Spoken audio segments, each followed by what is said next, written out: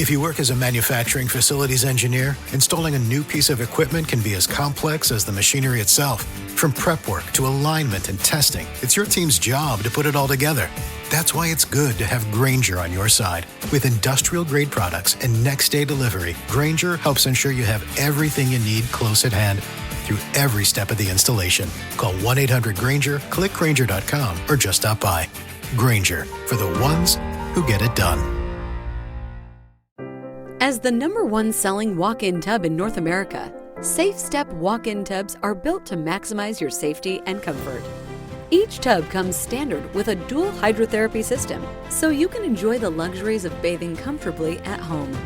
Soothing jets increase mobility and ease pain, while the rainfall shower head refreshes you from head to toe.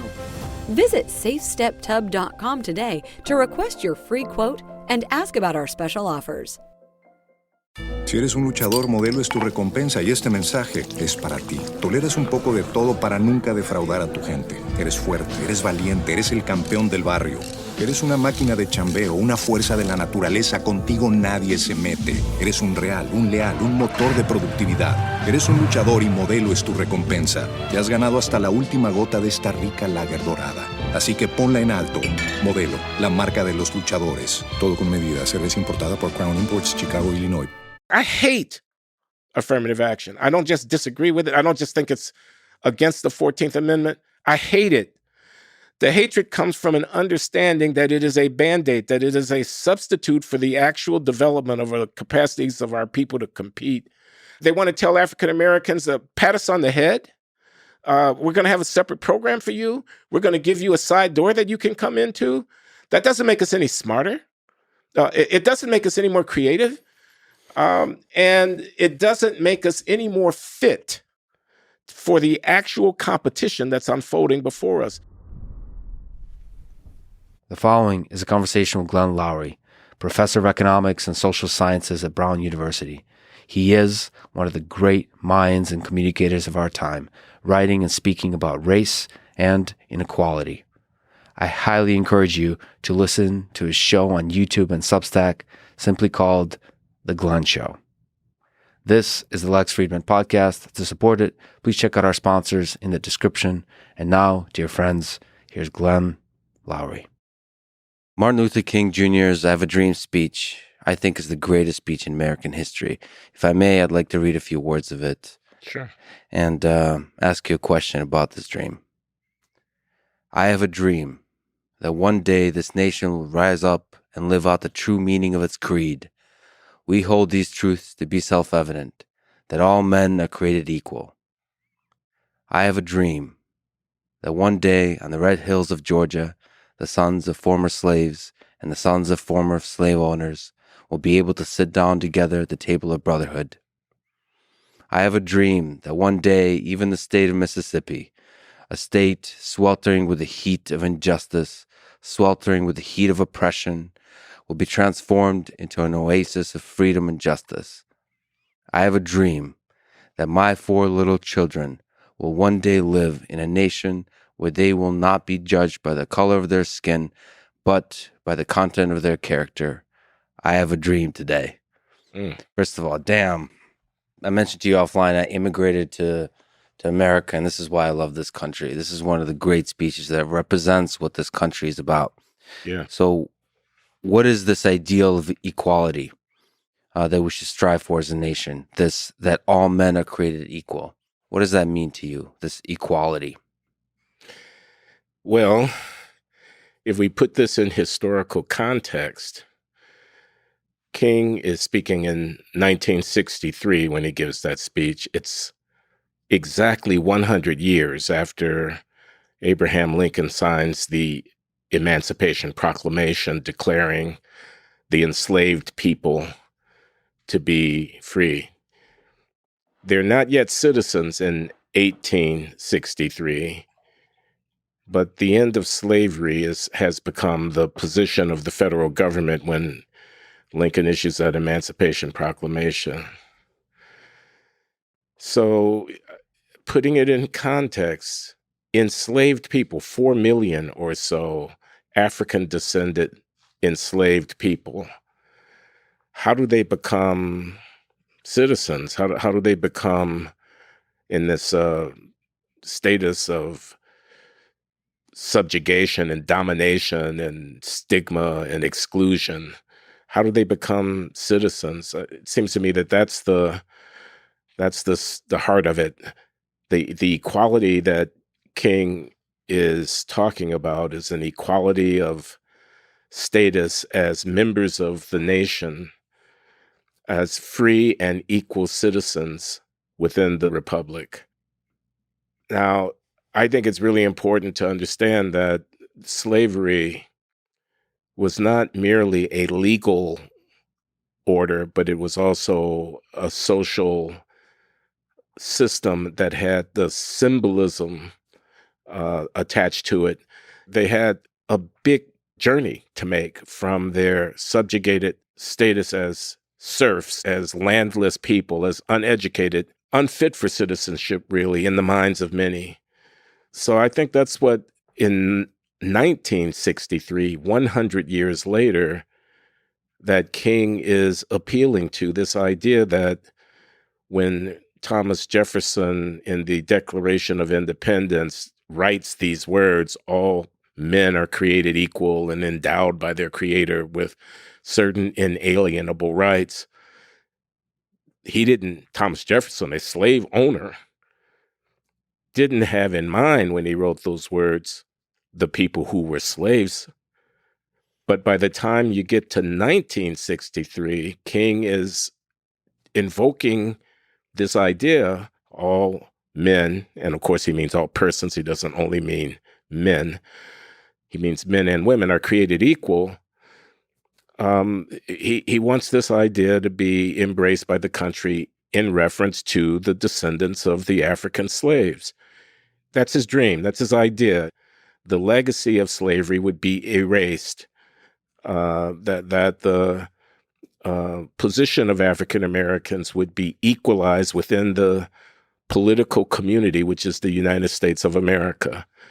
That's my sense of it in any case. So on a very basic level, the worth of a human being is equal. It's just literally the worth of a human being. So I mentioned to you offline that I came from the Soviet Union. My grandfather fought in World War II. And for Hitler, the worth of a Slavic person, as they were captured, there's different numbers, but it's in the hundreds to one German in terms of the value of the person to the great Germany. So he wanted Germany to expand and conquer a large part of the world. And within that future world, that Third Reich, the worth of a Russian or a Slavic person is 100th or 1,000th of a German person, of a pure German person. So that has to do with not some kind of public policy or politics or all that kind of stuff. It has to do with the basic worth of a human being. And that's what Dr. King is speaking to, that all people on some kind of deep level are worth the same. If you're somehow weighing the value of a person, we're equal in that basic fundamental worth. Yeah, I think that's correct. I think that's very well said. I don't know that he had in mind the position of Slavic people in Central Europe in the middle of the 20th century or the first part of the 20th century. King, I don't know that he had that in mind. He might well have done, but certainly that's the idea. So you don't think he was really thinking about this particular civil rights struggle and the particular struggle of, against the backdrop of the history of slavery in America and thinking about African Americans? He wasn't thinking about he wasn't speaking to the basic worth of all human beings. No, I don't mean to say that. The speech in Washington, The dream. in 1963 at that march, was within the context of the United States, and it was within the context of the civil rights movement. There was a movement that was going on. He was an actor in a political drama that was American, that had to do with the fight over equal rights for voting, for housing, for employment, for citizenship of blacks in America. But King was informed, I think, by a much broader Christian ethic of the equality of all persons. I mean, he gets killed in 1968. The 5 years after that speech in Washington, he spends uh, developing his worldview and the things that he had to say, for example, about the war in Southeast Asia that was going on at that time, made appeals to universal principles of equality. He was a pacifist to some degree. He was against war. He was a socialist to some degree. He might not have worn that label publicly, but he believed in a decent society where the poor would not go untended, where healthcare would be available to people who needed it, and this kind of thing. A humanitarian who saw that the value of a life was not dependent upon the color of the skin, upon the native mother tongue that might be spoken, upon whether male or female.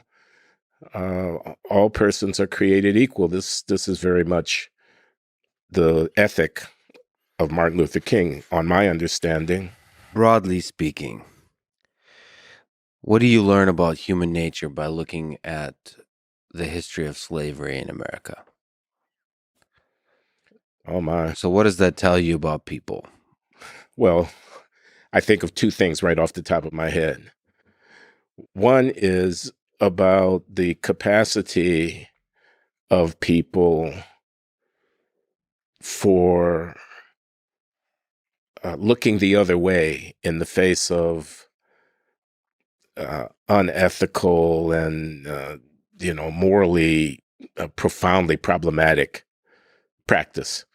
So, I mean, slavery was controversial. It was controversial going all the way back to the founding of the United States of America. The country was founded on a compromise where half of the country thought that slavery was abhorrent and would not have had it countenanced in the Constitution. The other half of the country were steeped in the dependence on the labor of these African captives and their descendants. The economy depended upon it. They owned them as property. That was their wealth. Their wealth was invested to some degree in the value of these human beings. And in order for the United States to come together as a confederation of the several colonies, there had to be a compromise made, and it was made, where slavery was allowed to persist, and the people who were against it or who thought it morally problematic were able to countenance the practice in the southern states where slavery flourished. And that went on for 75 years after the founding of the country until the crisis of the late 1850s that led to the Civil War and ultimately to the emancipation. So one thing I think about human nature from the fact of slavery is that the ability of people to live with terrible, morally questionable practices and have that as a part of their institutions. It took a movement, a massive movement of abolitionists struggling against slavery for the better part of a century before that practice could be eradicated. But the other thing about human nature that I see is the ability of people to sustain their humanity under the most awful, oppressive conditions. The enslaved persons, the slaves, and their children, I mean, they were chattel. They were bought and sold like horses or cattle. And yet they were not, their humanity was not destroyed by that.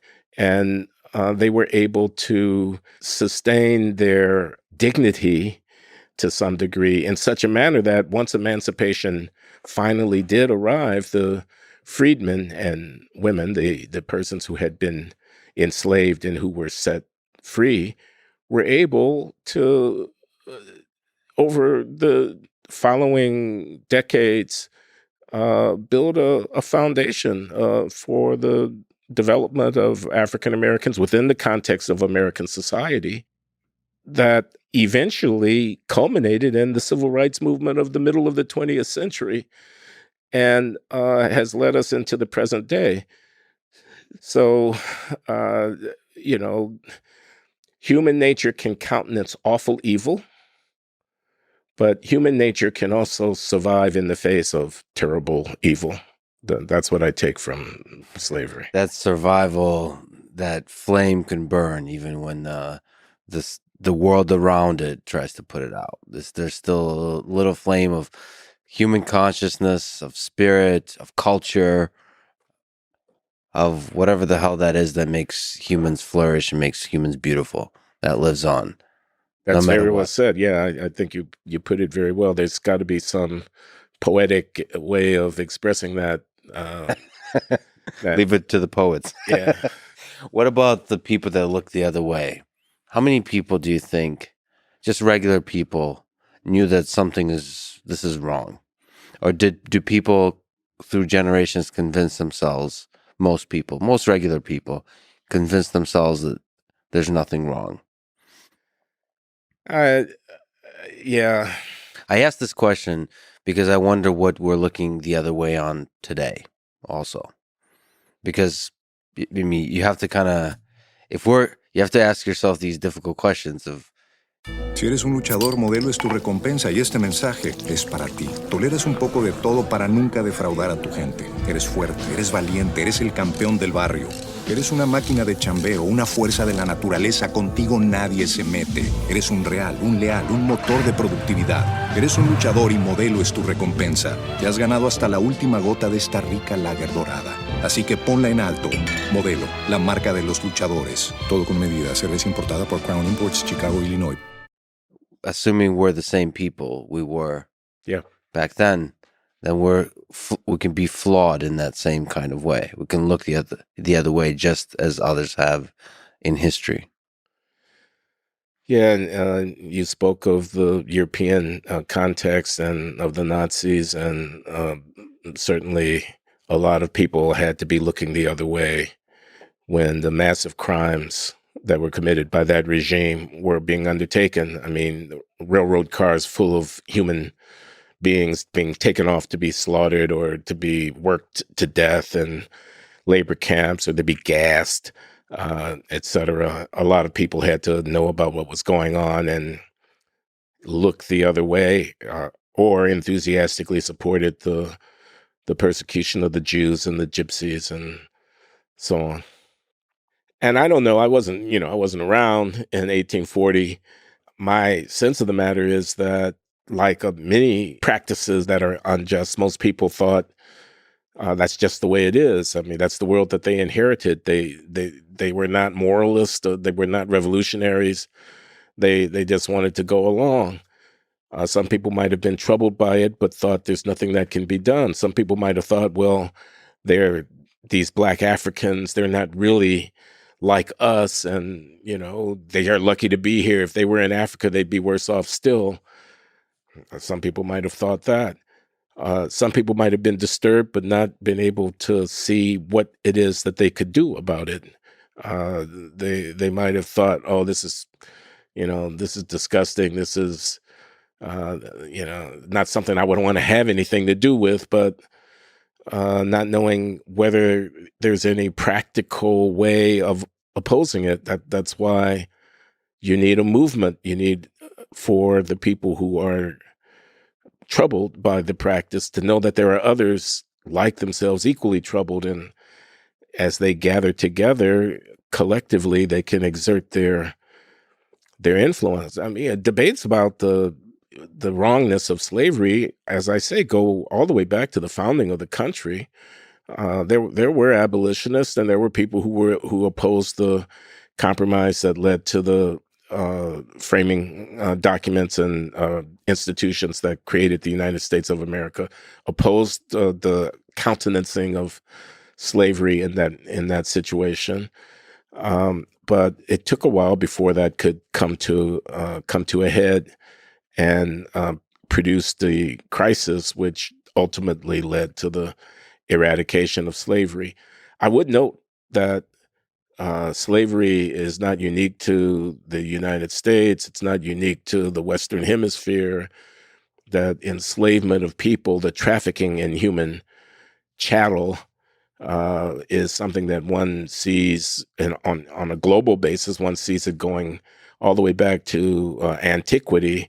So we might ask, how is it that people finally came to turn their backs and eradicate the practice? That might be the thing worth really trying to understand, because the practice itself is, there's a wonderful book by the sociologist Orlando Patterson called Slavery and Social Death that was published in 1982, which is a comprehensive history and social analysis of the institution of slavery over 2,500 years, going back to the classical Greek and Roman civilizations, finding slavery in Africa amongst Africans, finding slavery in the Middle East, finding slavery in the Far East, finding slavery in South Asia, the enslavement of people, the practice of taking someone as a captive in war, and then instead of killing them, which you could do, making them into your property, was very, very widespread in human culture. So, I mean, I like to make this point sometimes when people are talking about how wrong slavery was, and I agree without any question that the practice was profoundly morally problematic. But I like to make the point that given how wrong it was, think about how impressive was the accomplishment of the eradication of slavery. That was something. I mean, there were 600,000 dead in the war between the states, 1861 to 1865, in a country of 30 million people.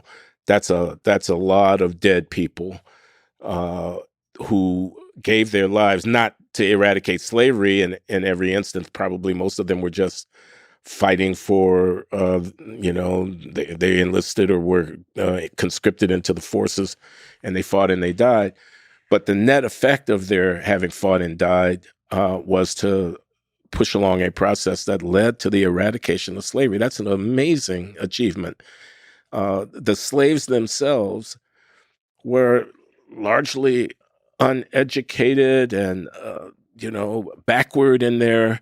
Of course, what else could they have been? They were kept in captivity. They were prevented from developing their human potential. And yet, after the end of slavery, that population, that 4 million plus African descended people, became the foundation for what a century later leads to Martin Luther King standing in the Washington Mall and giving that great speech. And now here we are 150 years down the road, and Barack Obama is president of the United States. Now, he did not descend from slaves. I think we must not lose track of that. But he identified as an African American and was a part of the population that consisted largely of people who descended from slaves. We African Americans are, for all practical purposes, fully equal citizens of this great republic. That has happened within a century and a half. And I don't know that you can find any parallel to that kind of transformation in the status of people from human chattel to full citizens of the republic. Anywhere in human history, it's certainly worth celebrating the achievement of the eradication of slavery, I would say. And it probably started with a few people that inside their mind dared to rebel. It's interesting to think about how it all started.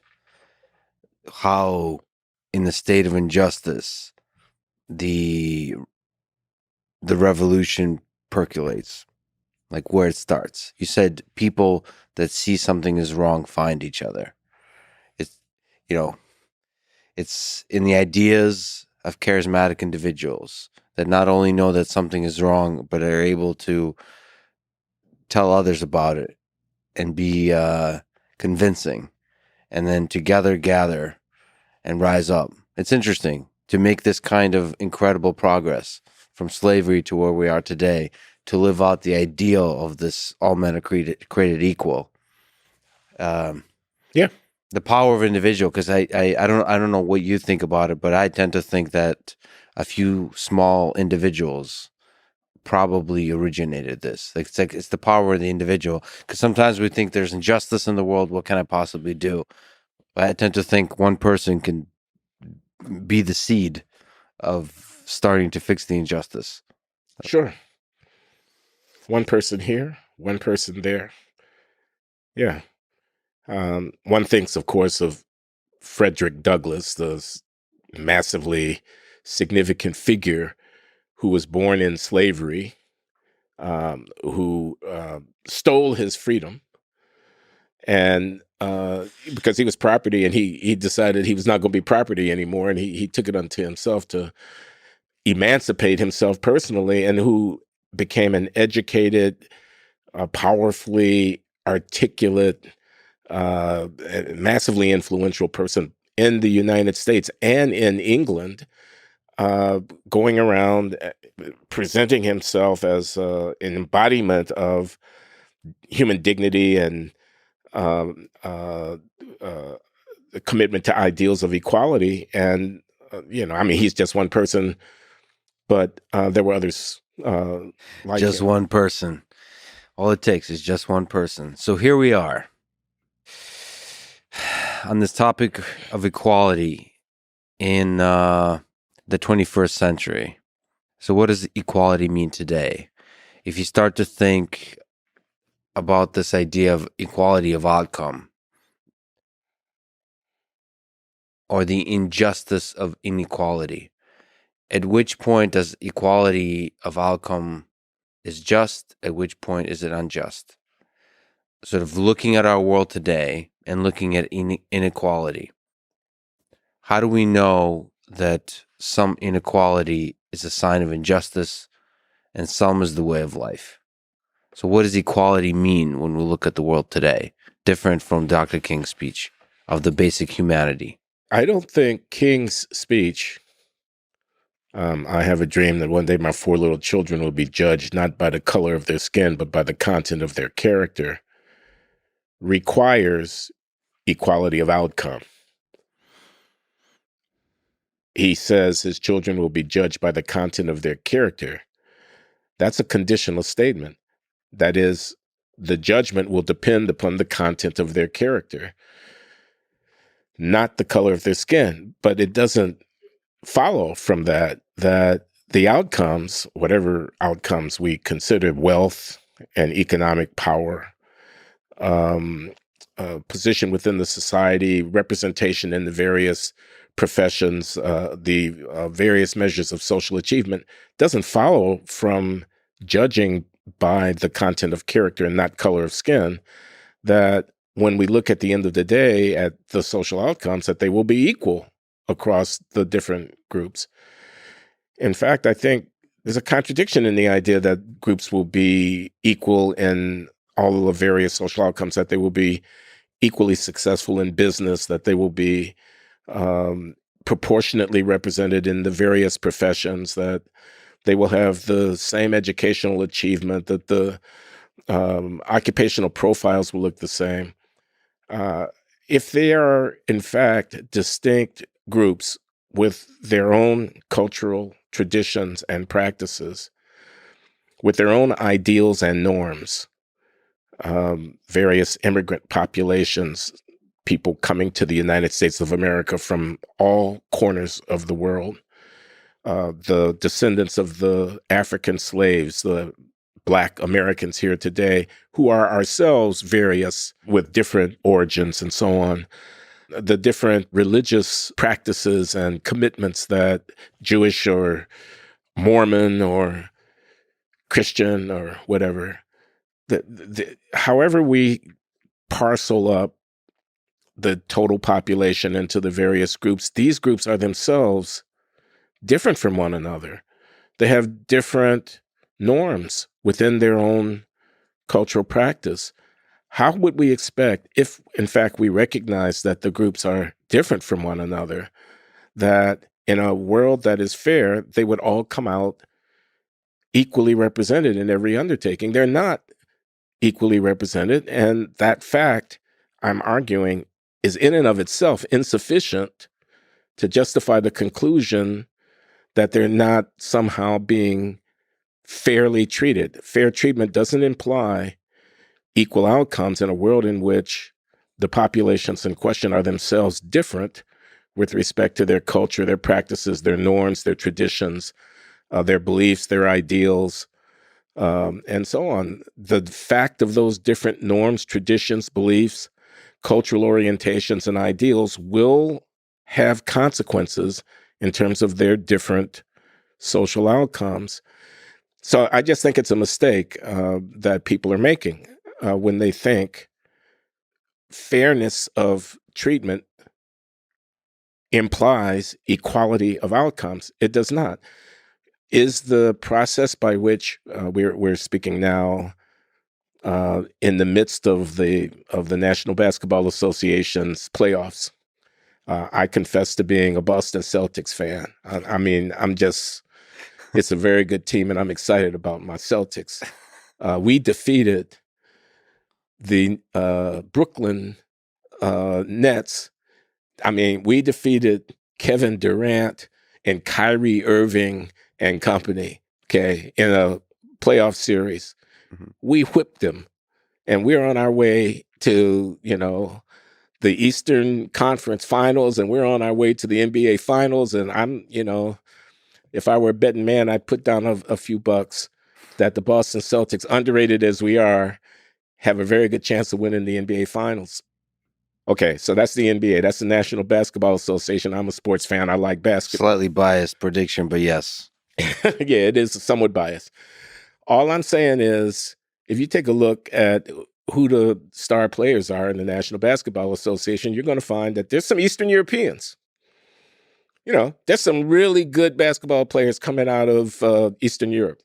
And more power to them. And there are a lot of African Americans.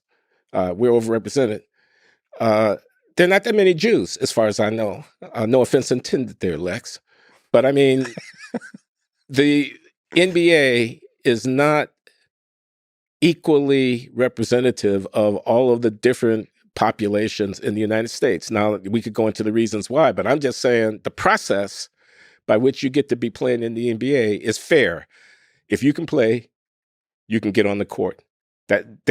All they're looking for is people who can play. I think something like that is true in many different venues. I expect if you're a really good technical engineer, companies are going to employ you.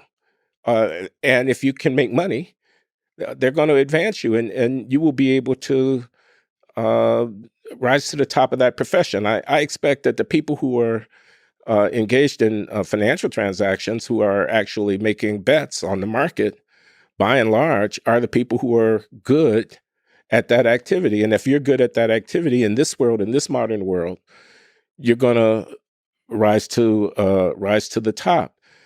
I'm not saying that there are no barriers of discrimination. Of course, there are, of many different sorts.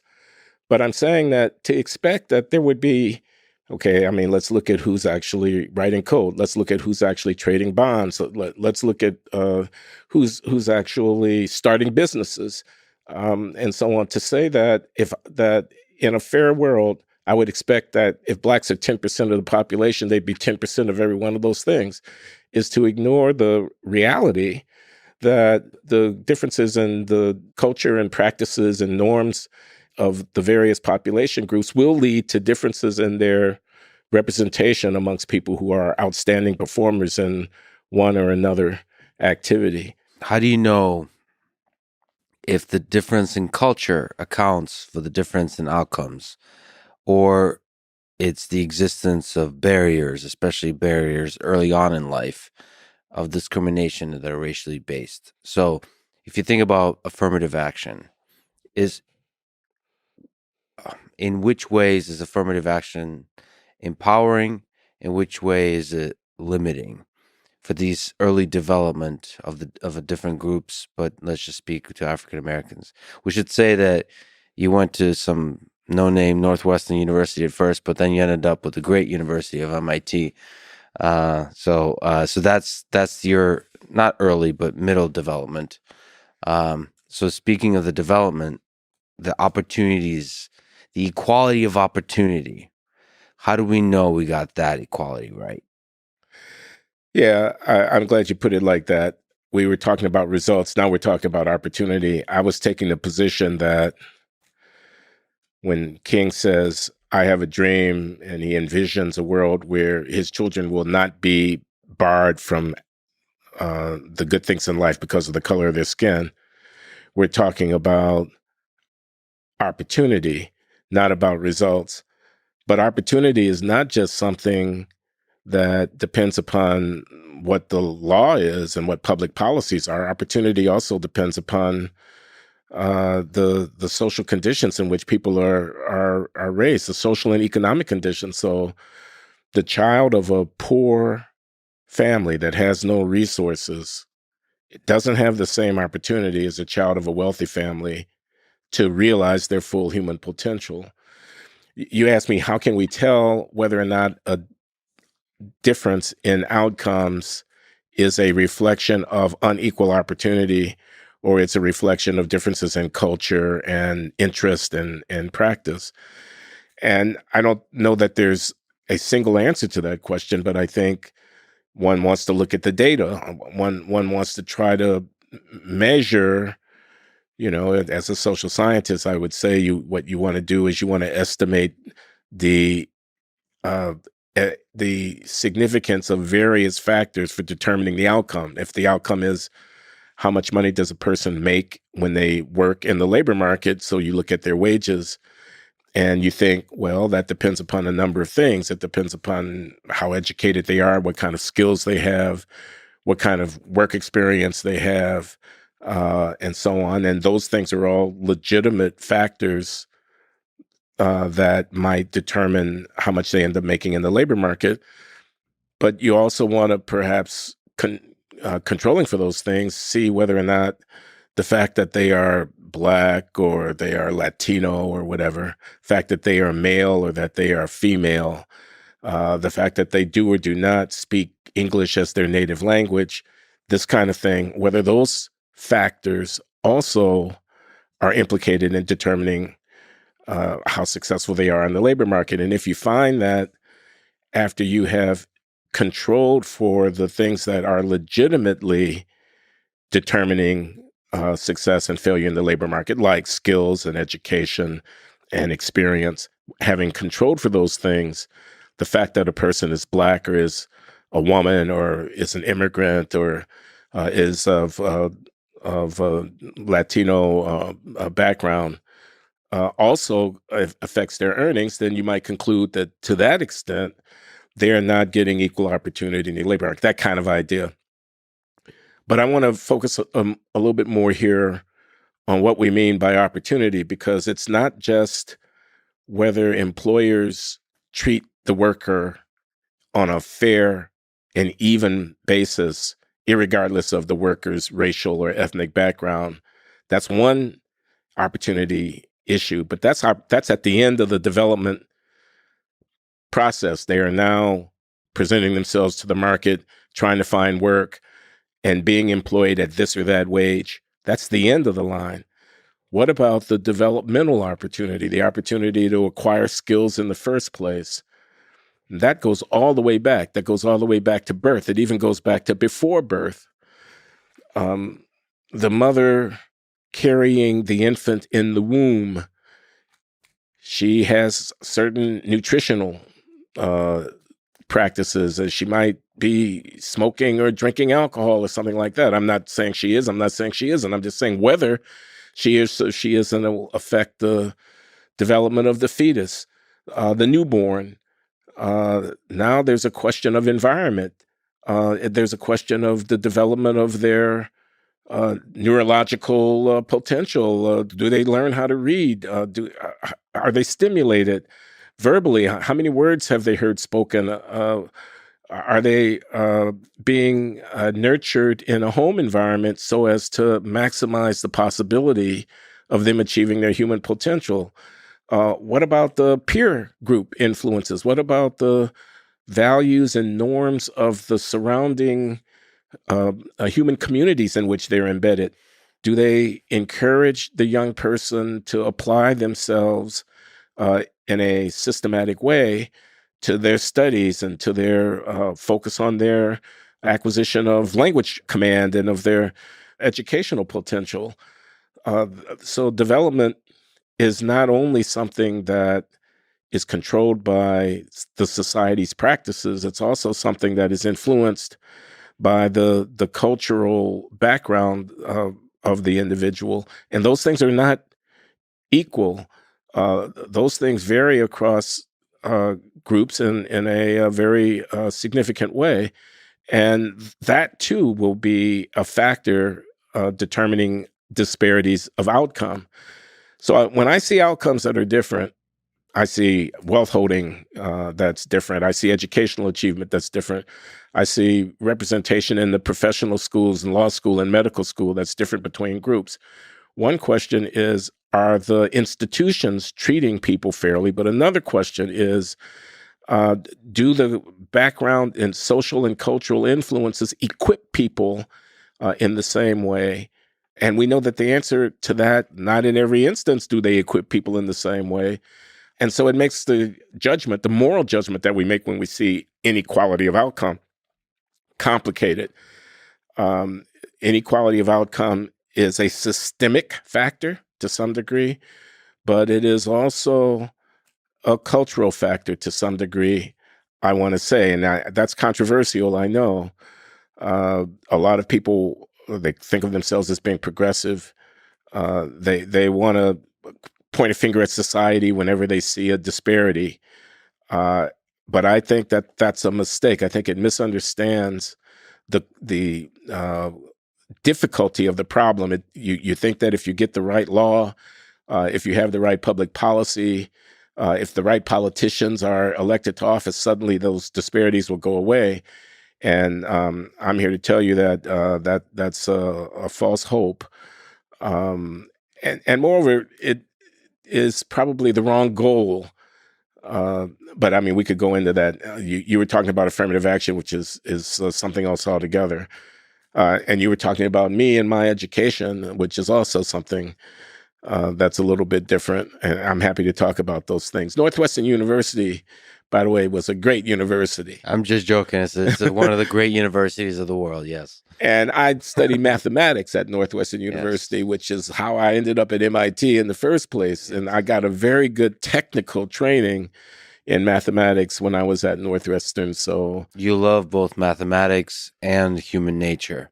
And so, which is why you ended up going into economics at one of the great economics programs in the world at MIT and getting your PhD there. So one of the many hats you wear is that of an economist, which allows you to think systematically and rigorously about the way the world and the way humans work at scale, trying to remove the full mushy mess of humans, like a psychology perspective, economics allows you to do. Well, economics is one of the social sciences. I think there's value in psychology and in sociology. There's a lot to know that doesn't come up within the study of economics. We study markets and, the dynamics of economic development and, trade and, so on. But speaking personally, as I was coming along, I was fascinated by mathematics. I was good at it and ended up at Northwestern and took a lot of courses there in, functional analysis and logic and mathematics and dynamical systems and, stuff that I ended up employing in my graduate studies in economics. But you're right. I was not satisfied simply to be proving theorems. I wanted to be addressing issues of social significance. And economics, I discovered, to my delight, was a field of study that allowed me both to develop rigorous analytical frameworks, modeling and precision of logical deduction and inference. On the one hand, satisfying my mathematical interests, but on the other hand, could address questions of social significance, like why does racial inequality persist? Why are some countries prospering and growing and others less so? Why do the prices of raw materials fluctuate in the way that they do over time, and so on and so forth? And I ended up falling in love with the application of mathematical analysis to the study of social issues. What to you is beautiful about mathematics, about mathematical puzzles, about logic, all those kinds of things? Because it's still there. The love for math is still there for you. So is there something you could speak to? What is the kernel, the flame of that love? It's like magic. I mean, being able to prove something, and I think of offhand, there's no largest prime number. Okay, so how would somebody know that? Okay, what's a prime number? So a prime number is a number that has a whole number that has no divisor other than one. There are no divisors of the number that makes it a prime number, like 13 or 19 or 37, whatever. Okay, so they're prime numbers. There's no largest prime number. There are an infinite number of prime numbers. There's no largest prime number. Okay, that's an idea. You can get your mind around it in an instant. It doesn't take a whole lot of depth to see the question. There's no largest prime number. I wonder if prime numbers show up in enconymics. I mean that. Oh, they don't show up in economics, but except cryptography. I understand they're important. Yes. For code. In coding stuff, and that shows up in economics. But in terms of models, yeah. Probably not. That's so prime numbers are little, in abstract algebra. It's like they show up in all these places. They're just like beautiful mathematical puzzles that don't immediately have an application, but somehow maybe challenge you, and as a result, push mathematics forward. Like Fermat's last theorem, as far as I know, no obvious real world application, but it has challenged mathematicians throughout the centuries. Indeed. And somehow indirectly progressed the field. But that the rational numbers are countable.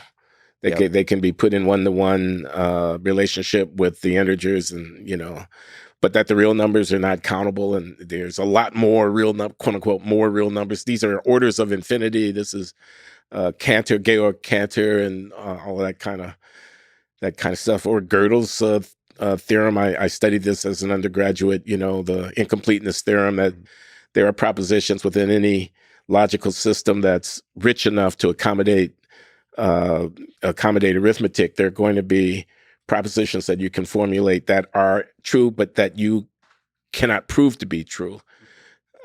So the idea that you could systematically develop a logical framework for mathematical inquiry that could demonstrate the truth or falsity of any proposition is not a feasible goal. This was Hilbert's project, as I understand it, and Gödel showed that there was no hope ever of being able to demonstrate the closure of logical systems that were rich enough to accommodate the real numbers. They gave an existential crisis to all mathematicians and scientists alike, and humans, because maybe you can't prove everything. I remember, when I was a junior college, a community college student before I transferred to Northwestern, and I took a calculus course, and it was a lot of fun. And it was differentiating algebraic expressions and integrating and using trigonometric substitutions. And it was a lot of simple problem solving. I get to Northwestern, I take a course in differential equations. And again, it was a lot of formulaic, applying. If you get a differential equation of this structure, like if it's linear, you got exponentials, et cetera, you can solve it. And then I took a course that showed me, where the question was not how to solve any particular functional expression, but it was proving the existence of a solution to a differential equation where it was like x dot equals f of x and t, and f is just some arbitrary function, what do I have to assume about the function f in order to know that there exists a solution to the differential equation dx dt equals f of x and t? And it's basically, they called it a Lipschitz condition. It's a condition about the bounding of the slope of the function f as a function of x, that it doesn't, that you can sort of uniformly bound the slope on that function. And then you can use a iterative process to show that the sequence of partial solutions to the thing converges to something that's a solution to the real thing. Anyway, again, I'm not going to bore you or pretend that I'm a mathematician. I'm not. But what I'm saying is the difference between a specific algebraic formula that you can manipulate and solve on the one hand, and the abstract question of whether there exists a solution in the general case was like a huge step for me in my study of mathematics, and the techniques that you have to employ to address these larger questions and so on. So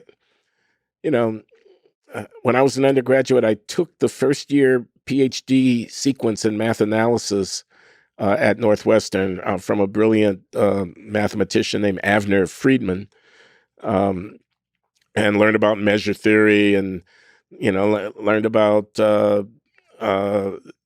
some early functional analysis ideas. And when I saw that those ideas were being applied by advanced study in economics, I was delighted. I found an intellectual home. So one of the fascinating challenges in mathematics is to think, how can you which echoes the challenge of economics.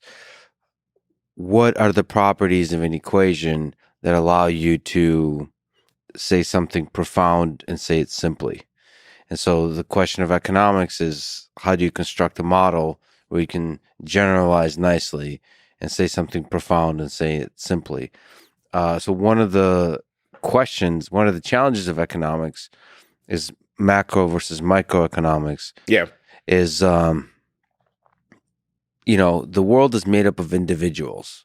So there's a connection to our discussion of race and discrimination and outcomes and all those kinds of things. The world is made up of individuals, but in order to say something general, we have to construct groups. In order to analyze the data, we have to aggregate that data somehow. We have to make an average over some set of people. So what are the pros and cons of looking at things like equality of opportunity and equality of outcome based on groups versus based on individuals? And what are the groups, if there's any pros to looking at groups that we should be looking at? Okay, well, those are big questions. I mean, in economics, you're right. I mean, micro, you have an account of how individuals make decisions about spending their money on the consumption side, and about how enterprises make decisions about what to produce, how much of it, what inputs to use, what techniques of production, and so on. Individual firms, individual consumers. And then you want to aggregate. So there's a so-called theory of general equilibrium, where, you think supply and demand in a bunch of markets, you think prices that move to equilibrate, but you recognize that the price in one market affects people's behavior in another. The markets are interacting with each other. You realize that the behavior of one individual affects the supplies and available resources and for other individuals. So they're knitted together in some kind of systematic way, and you want to try to demonstrate the fact that, notwithstanding all these interdependencies, there exists a solution to the system of equations that equates demand and supply across all the different markets. This is the existence of general equilibrium. Then you want to try to say something about the properties of an equilibrium if it exists. Is it efficient? Well, what do you mean by efficiency? Well, the idea of so-called Pareto efficient outcomes. These are outcomes that cannot be uniformly improved upon. Everybody can't be made better off by an alternative outcome. You want to demonstrate the efficiency of competitive equilibrium. What do you mean by competition? You mean that people take their actions to do the best for themselves that they can, profits of firms, well-being of consumers. They try to do the best for themselves that they can. But they do so in reference to a set of prices that they believe they cannot control. That's the criterion of competitive market circumstance. So does a competitive equilibrium exist? Do there exist a set of prices which, if everybody recognizes them as given and responds to those prices on behalf of their own interest, the outcome will be supply equaling demand in all the markets where people are interacting with one another. And that requires the use of some concepts in topology, fixed point theorems and whatnot that are familiar to mathematics, not very deep mathematical results, but important to economics. That's all about general equilibrium and whatnot. But you ask about groups. By the way, amazing whirlwind summary of all of economics. But yes, go ahead. That was great. Well, markets, of competition, of Pareto efficiency. Anyway, but yes, groups and prices and prices. And by the way, there are some very beautiful, formalizations of everything that I'm saying here. You end up in vector spaces. You end up with sets of bundles of consumption and production. You end up with convexity. You end up with hyperplanes, which are, in this finite dimensional vector space, which are, all of the bundles that have the same value at a certain price value. You end up with inner products, and it's very pretty. Yeah, but you almost forget that it's just a bunch of humans transacting with each other. That markets are made up of individuals. Markets are made up of individuals, and in order to carry out this formalization, you have to make assumptions about the individuals, and the end result is true in a formal sense, but may not be true as a representation of the reality, because it depends upon assumptions that themselves may not hold. But at least you know what it is that has to be true in order for your formal framework to be relevant, which is already a step in the right direction, I think. I mean, the formalization is better than the intuition, the armchair intuition, where we sit back and we don't really know exactly what we're talking about because we haven't pinned it down in a precise way. I'm in favor of the formalization. People, they think, what is mathematics and the social sciences? After all, we're dealing with people. People are not automata. I agree with that. But the analysis of the interaction of people, I think, to be rigorous, requires us to be specific about what we're talking about markets, about consumers, about firms, about profits, about technology, about preferences. And that's the language of economics. But people's behavior depends upon what they seek in life. It depends upon their goals and their objectives. Those things are at play. They can be pushed this way or that.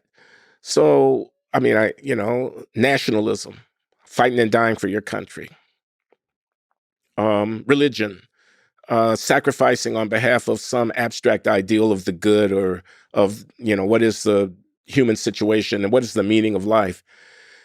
Economists have to assume that these things are some particular thing before they can turn the crank on their machine to analyze the outcomes of human interaction. And yet these things, belief in my identity, but the things that I'm willing to sacrifice and die for, purposes of life that I affirm and pass on to my children, are important preconditions for actually carrying out any economic analysis. And they are subject to manipulation and to change over time. And that's not something that economics has a whole lot to say about. Well, is there some general things that are really powerful in terms of, you said nation, religion, those are groups. Yeah. Can you group people nicely in helping you understand human nature? So group them into nations based on their citizenry. That's geography, right? The geographic location of your birth or your long-term residence, or maybe religious belief, what religion you have believed over time. Is there groups like that? And then race. Is that useful? What are the pros and cons of looking at outcomes based on these kinds of groups, race in particular? I think they're pros and I think they're cons. I mean, I am myself, Glenn Loury, who sits before you right now, a Black American, an African American. I quote unquote, I identify as, that's the way they talk about it nowadays. I identify as a Black American. My skin is brown. My hair is coarse. My nose is broad relative to the way other people's noses look. My lips are thicker. That's a consequence of my ancestral descent from the human population resident in the African continent in millennia past. My race. Here in the United States, we have various quote unquote races. Defined crudely in the way that I just tried to define myself. You could say, and I think there is a very powerful argument, that these are superficial differences. I mean, really? Why should it matter that your eye color or your hair color or the shape of the bones in your face or the color, the tone of your skin, the amount of melanin, how it is that you react to ultraviolet radiation in terms of your skin? What is that to be the basis of anything? I mean, that's arbitrary. That's not meaningful. Could there really be meaning in these superficial differences among human beings? Isn't that a archaic or barbaric way of thinking about ourselves, to look at each other's skin color or hair texture and then to decide, oh, that's a Black or that's a white or that's a Latin or that's an Asian or that's a whatever? That's something that we should outgrow, a person might say. That's a relic of a kind of tribal society, of a kind of pre-modern society where we built real structure on the basis of such superficial difference. A person could say that. On the other hand, I am a Black American. I mean, that's part of my identity. That's part of my heritage. It's part of the stories that I tell myself about who my people are. Why do I need a people? Why do I need a narrative of descent in which I affiliate with a racially defined people? Do I really need that? I mean, I think that's an important question. I in fact, this is a confession, think of myself as Black. I could think of myself as simply human. I could not identify specifically as Black. I could say, my eyes are brown too. So what? I'm a brown eye. I mean, I'm going to invent a group based on my eye color. I weigh 290 pounds. I'm going to have a body size group. I'm a plus 200, and that's, quote, who I am, close quote. I don't do that. I came from Chicago. Yes, I do have a certain sense of affinity with my hometown. I'm a Chicago-born person, but frankly, I haven't lived in Chicago since 1979. That's a long time. I wear my Chicago origins very, very lightly. I would not go to war with someone from Cleveland or St. Louis and fight to the death with that St. Louis person or that Cleveland person based upon the fact that we come from different cities. And you have even abandoned in your heart the Chicago Bulls.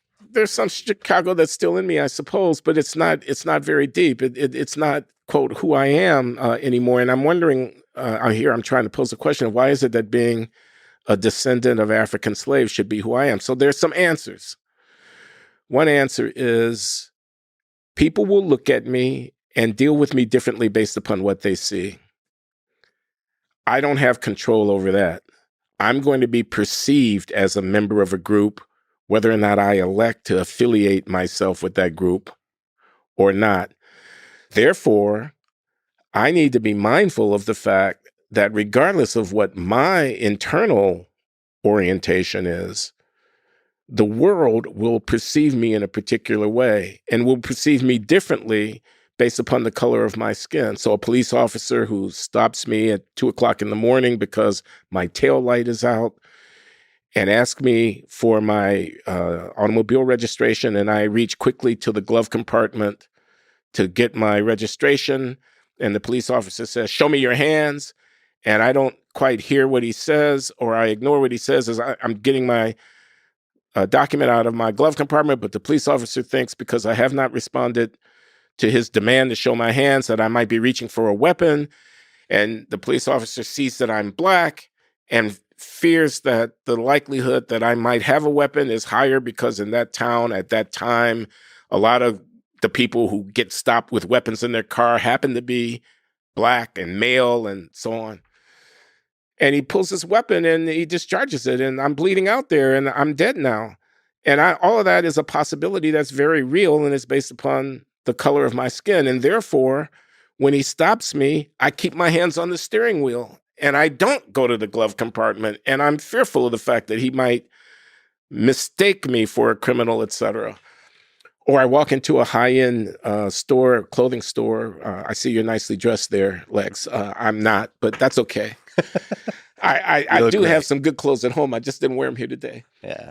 But you know what I mean? And the clothing, the salesman in the clothing store either treats me like, an old friend and is warm and welcoming. And what can I do for you, sir? And let me show you this and that. And what are you looking for? And because he thinks I'm going to spend $1,000 there that day and he's going to get a 5% commission or whatever it is. And, he either does that or he ignores me and looks at me with suspicion and thinks I might be trying to shoplift something, or thinks I'm only going to spend $50 and not $500, and therefore I'm not worth his time.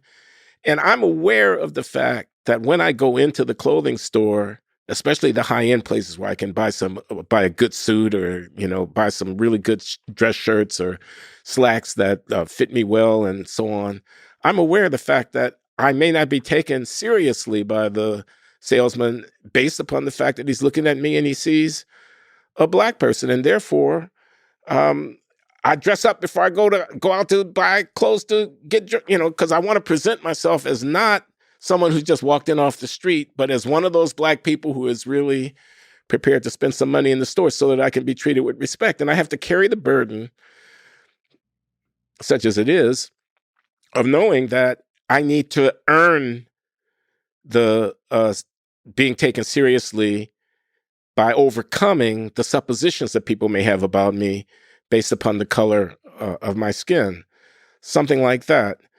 Or I ask myself, what am I going to teach my children about who they are and where they come from? What stories am I going to tell them about their ancestors? Who are their ancestors?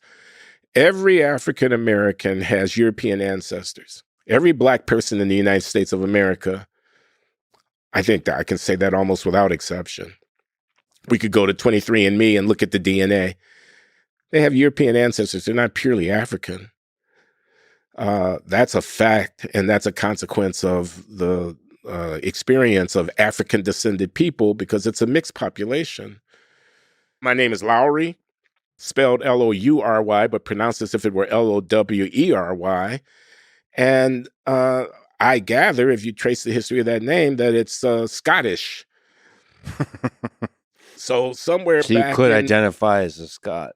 or I could claim some Scottish descent, but I don't. I don't know who those ancestors are. And frankly, I don't know who my enslaved ancestors are. I can't trace my family history back very far into the 19th century.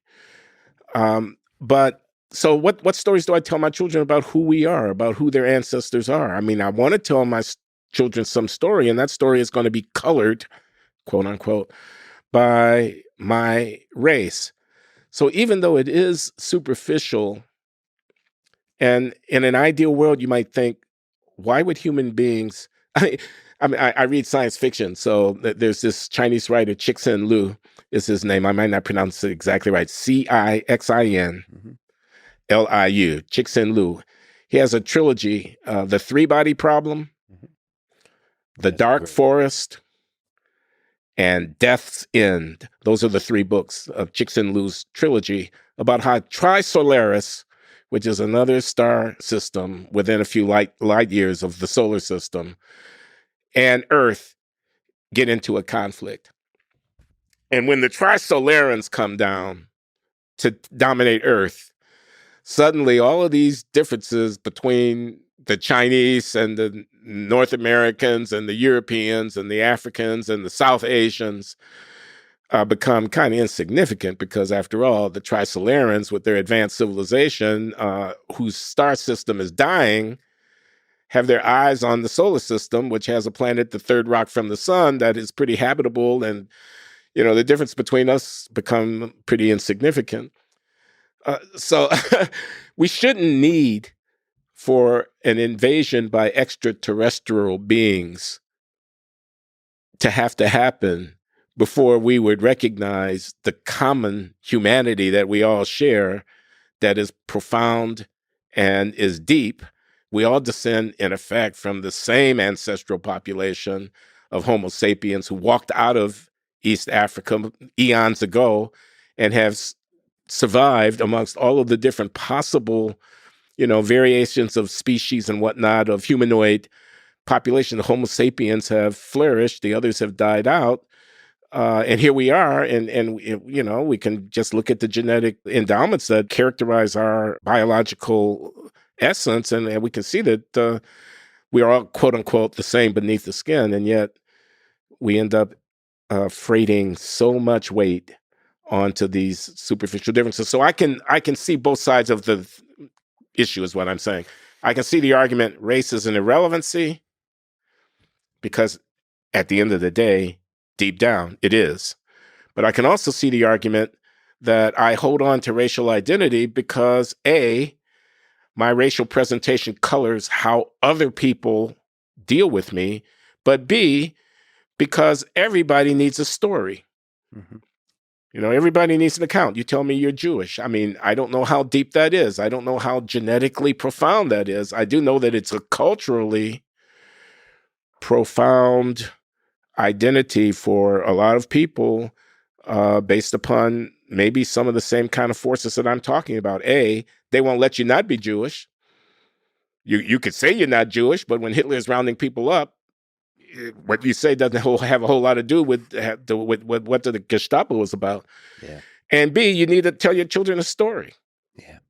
Well, that's the fascinating thing about this tribalism that you spoke about, that we form tribes as humans throughout human history, form tribes and have directed hate toward other tribes, and sometimes violence and destruction. And yet, tribalism allows you to tell a story to your children, allows you to grow a culture. There's something about defining yourself within a particular tribe that allows you to have a tradition. Yeah. You have a article that you wrote called "The Case for Black Patriotism." Oh, yeah. So I should also say it's so interesting because for me personally, I feel, identify as, believe I am an American.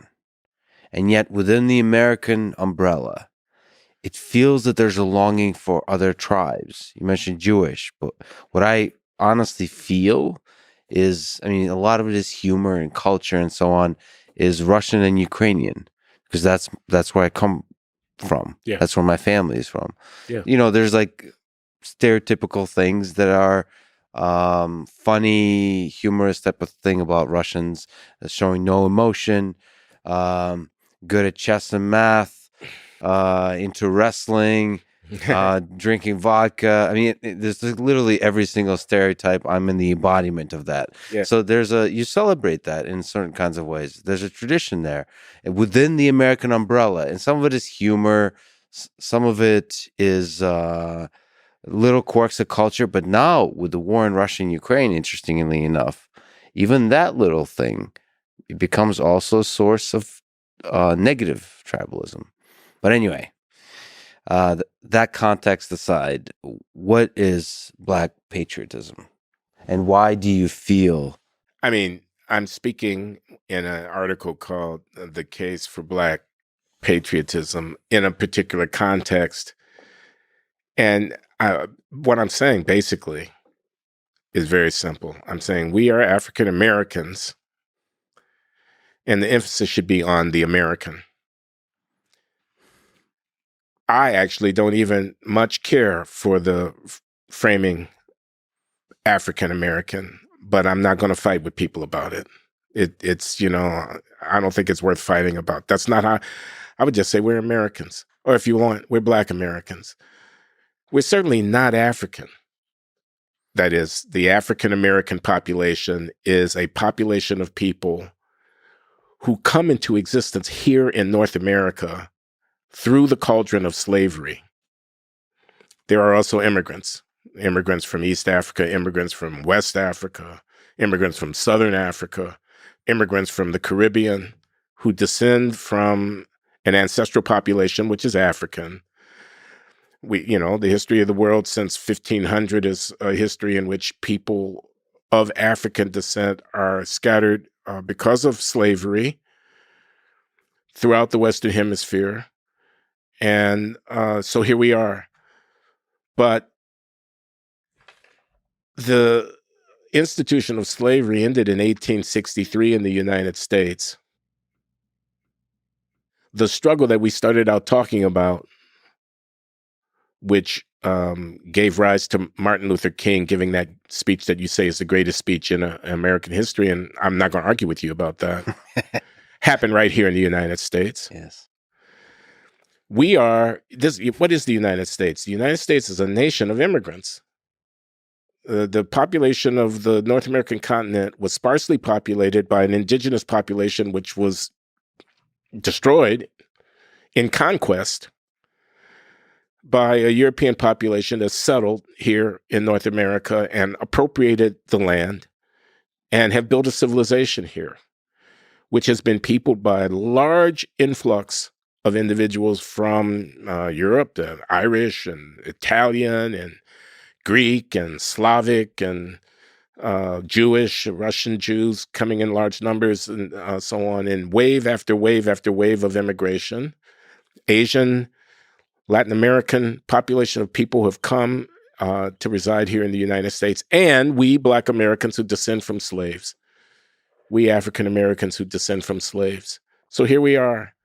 This is a great nation. I mean, this is a monumentally significant political force, which is the United States of America, founded in 1776, 1787, fought a war of independence from the British, established a republic, which is a confederation of these independent colonies, which has grown into now the 50 states of the United States of America, a continental nation.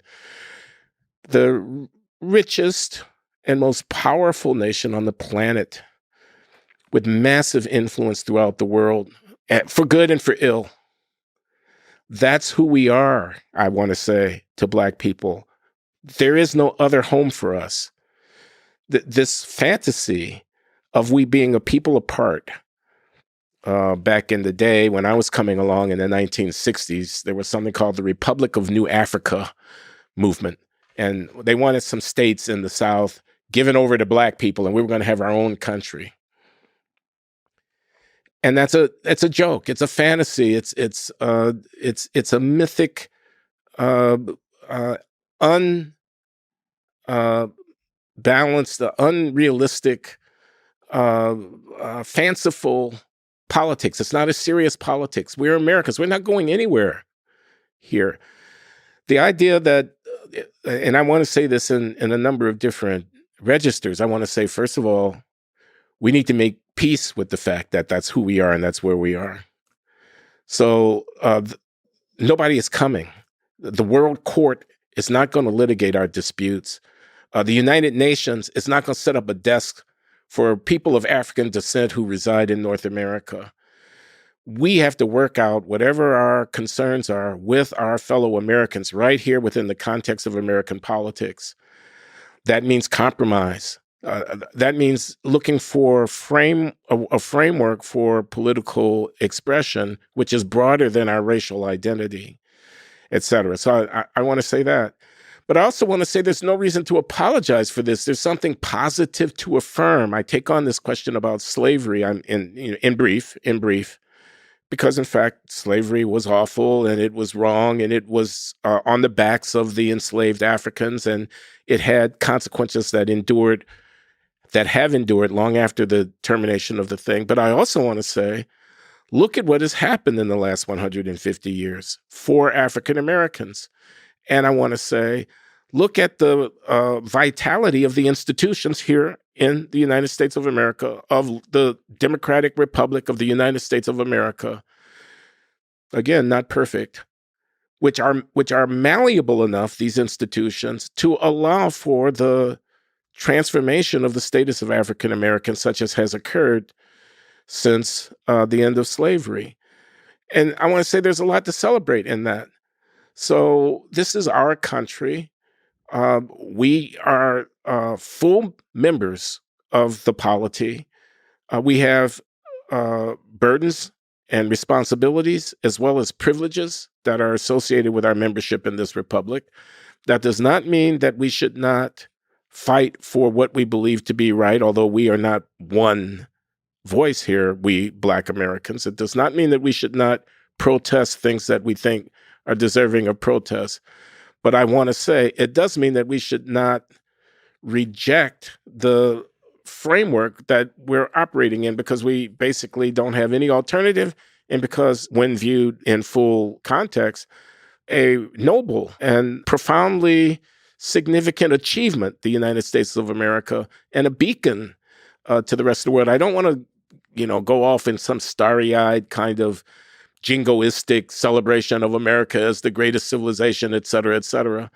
But this great nation is our nation, and I think we do best by beginning, we Black Americans do best by beginning, this is my argument in the piece, by beginning from a framework which accepts that fact and then builds on it.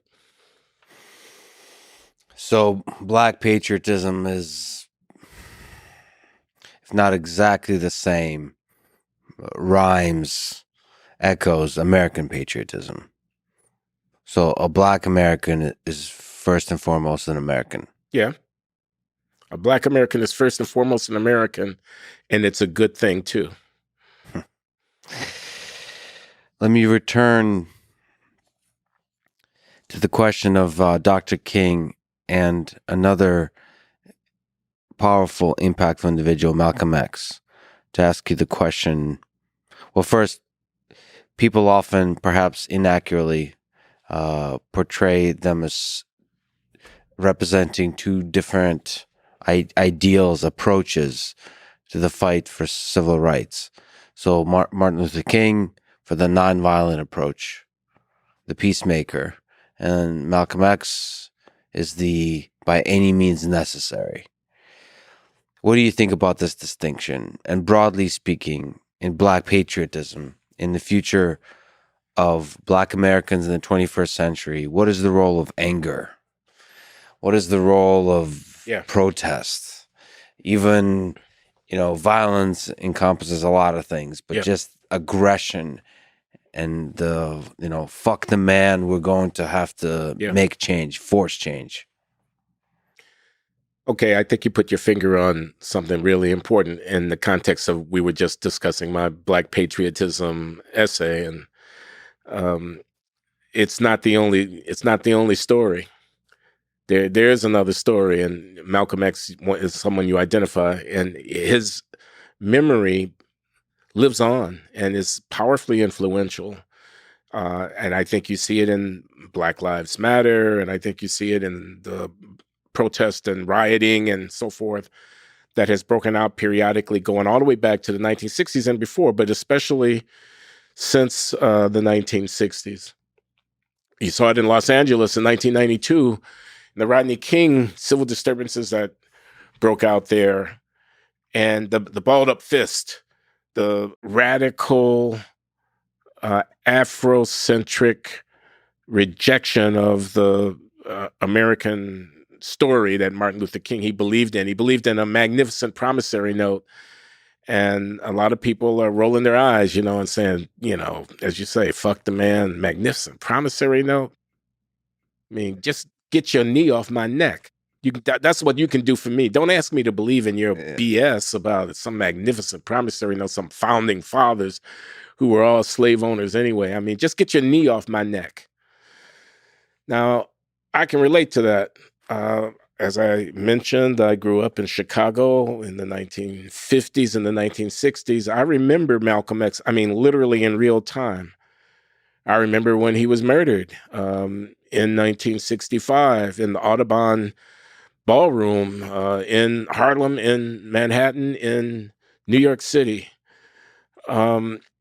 I remember my uncle. I was raised in a house where my aunt and uncle were the master of the house, and my mother and my sister and I lived in a small apartment upstairs in the back of this big house that my successful aunt and uncle owned.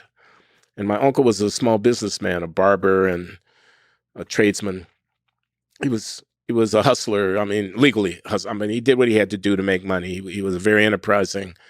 Not especially well-educated, but a very intelligent and disciplined and resourceful provider for his family, which included myself, my sister, and my mother in their household. And we called him Uncle Mooney because he had moon-shaped eyes that protruded and were round. Uncle Mooney. James Ellis was his name, Uncle Mooney. James Ellis Lee was my Uncle Mooney. But I'm saying all that to say this. He admired the Nation of Islam. King and Malcolm X, Martin King and Malcolm X differed along a number of different dimensions. Malcolm X was a Muslim, and Martin Luther King Jr. was a Christian minister. My Uncle Mooney didn't have any time for these Christian ministers. He thought that was the white man's religion. And back in that day, you go into a black church and you'd see a portrait of Jesus, and he'd be a blonde-haired, blue-eyed. Yeah. He didn't even look like a Mediterranean. He didn't look like somebody who came from Palestine. He looked like somebody who came from Northern Europe or something like that. The picture of Jesus. And my Uncle Mooney rejected that whole thing. He would be damned if he was going to bend his knee to some white Jesus. But he was not a Muslim either. But he respected the Muslims. He brought home their newspaper. It was called Muhammad Speaks. This is the Nation of Islam, which is the Black Muslim movement founded in American cities, in Detroit and in Chicago, going back to the early, middle 20th century, and growing into a very significant movement that had a lot of influence. Louis Farrakhan, a controversial figure, descends from this movement. It has fractured now and has the major part of the legacy of the Black Muslims has assimilated itself into Islam proper. Malcolm X made a famous pilgrimage to Mecca and Medina and came back with a very different vision about what it meant to be a Muslim, and understood himself to be a part of the large tradition and religious culture of Islam that has a global reach. And he had a different vision when he came back from that. Some people say that's why he was killed and so on. I don't know. I certainly find that to be plausible, that he came to constitute a threat to the sect, which was the Black Muslims, and had to be dealt with. I don't know if we'll ever know the full story on that. But anyway, what I'm trying to say is the Black Muslims were there. Malcolm X was there. And in my experience, they constituted a counterpoint to the position of King, which depended on a kind of respect for the best of the tradition of American democracy, appealing to the better nature of our oppressors, live up to the full meaning of our creed. These are words that he would use. A magnificent promissory note is what he would think of as the Declaration of Independence and the legacy of Abraham Lincoln, unfulfilled ideal. And the Black Muslims were like, fuck that. We're going to take care of our own. We're going to build our own schools. We're going to build our own businesses. We're not waiting for the white man to do anything. Get your knee off my neck and get out of my way and let me take care of my own. And my uncle respected that. He respected the straight back, the stand up straight with your shoulders back. That's a Jordan Peterson. But I mean, this is way before Jordan Peterson, but that was his philosophy. Stand up straight, but raise your children. Don't be depending upon welfare. You're taking welfare from the white man. You need to get busy. You need to educate yourself. You need to clean up your act, put down the fried chicken because it's going to kill you. My Uncle Mooney loved this book that Elijah Muhammad, they called him the Honorable Elijah Muhammad, who was the founder and the leader of the Nation of Islam. Now, he had a book, and all the book said was, be smart, eat green vegetables, don't eat fried food, don't eat pork. They're Muslims. Don't eat pork, and take responsibility for your diet and be healthy. And, don't be putting a whole lot of pills into your body. You don't need to do that if you just get control of your diet and you eat properly. Now, my uncle loved this idea of responsibility for self and determination to build. He respected that in the Muslims, even if he didn't buy the religious part of it. And so, and by the way, when my uncle died in 1983, he left me a bequest. It wasn't money, unfortunately.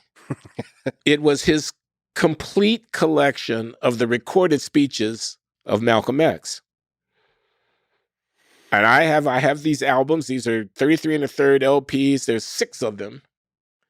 And I have a complete collection, as best as my uncle could assemble, of the recorded speeches of Malcolm X. Now, why did he do that? He did that because he did not want me to forget. Don't be dependent upon the white man. Build your own. Stand up straight with your shoulders back. Proud Black man. Take care of your business. Take care of your children. Pick up the trash in front of your house. Get busy. This was this philosophy.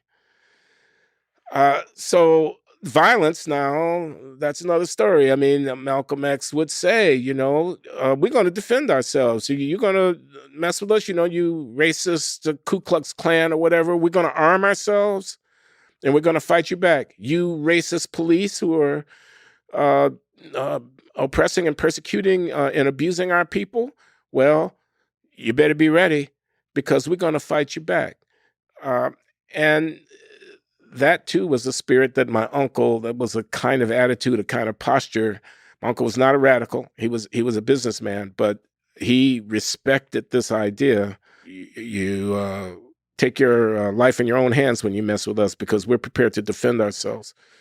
So that blood runs in you too. That thread is, when you write about Black patriotism, that thread is there too. It's like you embody both the ideal that we're all American, but also that there is this oppressive history. There is the powerful that are manipulating you, that are oppressing you, and you can't just wait around for things to fix themselves. You have to take action. You have to take things into your own hands. And sometimes that means being angry. Sometimes that means being violent. That's there too. Yeah, it's there, but here and the but is, today, Glenn Loury in 2022, think that that is the answer. I don't think that violent rebellion gets us anywhere at the end of the day. I think we're past that. There aren't Knight Rider, Ku Klux Klan people breaking down your door and dragging you away. There are not nooses thrown over a tree limb where you hang somebody from the tree because they whistled at a white woman or they got too much property in your community and you became, they were uppity Negroes and whatnot like that. That is a thing of the past in America, that the situation is no longer the one that requires that kind of violent reaction, and that there is, if we look at the net effect of the so-called rebellions in American cities, they're negative. The George Floyd protests, which became violent and arsonous in the aftermath of civil disturbance and whatnot in the summer of 2020, I think set back the program for African Americans. I don't think it advanced it. Um, I think there are things to be concerned about. There's schools that are not working, police that are not respecting citizens, and so forth. But I think that those are things that affect white Americans as well, and that the way to ultimately correct those things is to make alliance and associate oneself with Americans who are concerned to change these things. And I don't think it's properly framed as a racial problem. And I certainly don't think that violent rebellion gets us anywhere. I get the historical salience of that posture, and it made a lot of sense in the early and the mid 20th century. I don't think it makes very much sense at all in the early 21st century. Well, thank you for allowing me for a brief moment to try to channel your Uncle Mooney and maybe Malcolm X in this conversation as we look forward to the 21st century. You mentioned that in part you're troubled by the term African American. So words are funny things until they're not. So let me ask you about what I think is one of the most powerful and controversial words in the English language, the N-word. Mm. So this is a word that I can't say, that only certain people have the right to say. I have a friend, Joe Rogan, who has, what would you say? There was mass pushback or highlighting of the fact that he didn't just say N-word, but said the full word many times throughout his conversations when referring to, in a meta way, about the power of words, especially when related to certain comedians using those words. What do you think about this word? Is it empowering? Is it destructive? What is it? What does it mean for race in America? What does it mean that people like Joe Rogan were essentially, there's an attack to cancel him for using the word? Just as a scholar of human nature, what do you think about this whole thing? This is a phenomenon that interests me. Okay. Yes. The N-word, nigger. I can say it because I'm black. But I mean, I can also say it because I like hip hop. And when I listen to hip hop, I hear the word all the time. These niggas ain't did, you watch out for these, et cetera. I heard the word constantly as I was growing up as a boy and a young man in Chicago. Niggas ain't shit. That was said. That was, and that could be a reflection of some kind of pathology within the African American community of self-hatred and so forth. It could be, or it could just be a colloquial linguistic way. I mean, I assume other groups also have their various, I don't know how the Irish talk about their Irish brothers and, whatever. And I don't know how the Jews talk about their Jewish brothers and whatever.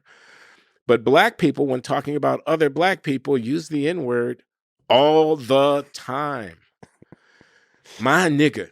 Yeah. N-I-G-G-A. Yeah. My nigga. That is a term of endearment. Mm-hmm. My friend Randall Kennedy, the law professor at Harvard University, has a book called Nigger, and he uses the word in the title of the book, The History of a Strange History of a provocative word. It's something like that. There's a subtitle, but the title of the book is Nigger, and then he has a subtitle. I think, of course, the use of the word as a slur and an insult, which is a part of the history of black people in the United States, the use of the word by the Southern racist segregationists. We don't want no niggas up in here. Y'all, niggas have no place in my restaurant, in my store, etc. That's meant to be an insult. It's an insult to people. It's a fighting word. It's a word that you say that to somebody. It's a invitation for conflict. That said, what is it that about this particular word and also the asymmetry of it that do you think it's empowering to the black community to own a word? My honest answer to you is I don't know. I don't fully understand it. It has become symbolic in a way. And the policing of the use of the word, I can say it, but white people can't say it. I can say it. I'm not a racist. I'm not a self-hating black. I'm just speaking the language of colloquial English that has emerged amongst African Americans, in which that word plays a big role. But the prohibition on its use by others, and of course, in the Joe Rogan case, it wasn't as if he was calling anybody an N-word. He was simply pointing out that people had said stuff in which the N-word was a part of what they said. Now, he did make this statement about, how did he put it, Planet of the Apes, that one of the offensive things that he said had he walked into a room, there's a bunch of black guys standing around. He says, like Planet of the Apes. He said it's like Africa, Planet of the Apes. Yeah, he should have, and he did should have been apologize a for little that. bit more careful. That was an insult. Yes. That was something that if you say that and people are offended, they have a right to be offended. And if you didn't mean to offend them, you can apologize. And he did apologize. I accept his apology. Joe's okay with me as far as that goes. Yeah. In fact, John McWhorter and I, at the podcast that I do, The Glenn Show, I had a conversation, part of which touched on the Joe Rogan phenomenon. And we concluded he didn't really do anything wrong. I mean, you can like him or you can hate him or whatever, but the idea that he's a racist is kind of ridiculous, frankly. I mean, if that's your test of what constitutes a racist, the utterance of the word, then it's kind of it's kind of silly as far as I'm concerned. What do you think about the rigorous testing of people to the degree they're racist or not? The accusation of racism being a way to attack, to bully, to divide. So what are the pros and cons of that, once again? Because it does reveal the assholes and the racists, but it can hurt people who are not. Well, I think we have a history here in the United States of blatant racism that goes back a long way and that has present day echoes. So there are racists. I mean, there are people who will look and see, oh, those are black people. They're patronizing this business. I don't want to patronize this business anymore. Who, if their daughter or their son is dating somebody that is black, they will say, I really wish you wouldn't do that. I mean, why are you hanging out with those people? Don't you know who they are? There are racists, okay? There are black racists. That is, black people who see somebody who's white and who then invoke a whole lot of stereotypes or whatever, or have a, visceral dislike based upon nothing other than the color of the person's skin. Such people exist. Racism is a real thing, etc.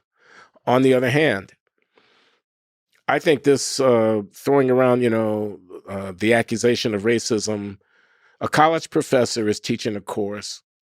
He says in the context of teaching the course that the underrepresentation of blacks in physics program at this university is because they score lower on the test than other groups and they're not qualified. So say the professor gives a lecture and he says, we don't have more blacks in the physics department at this university because there are not enough qualified blacks. Somebody in the classroom who hears that, a black student, objects. He's a racist. Okay. That's a power move. It's a move to try to control the conversation. It's not an argument. It's an epithet.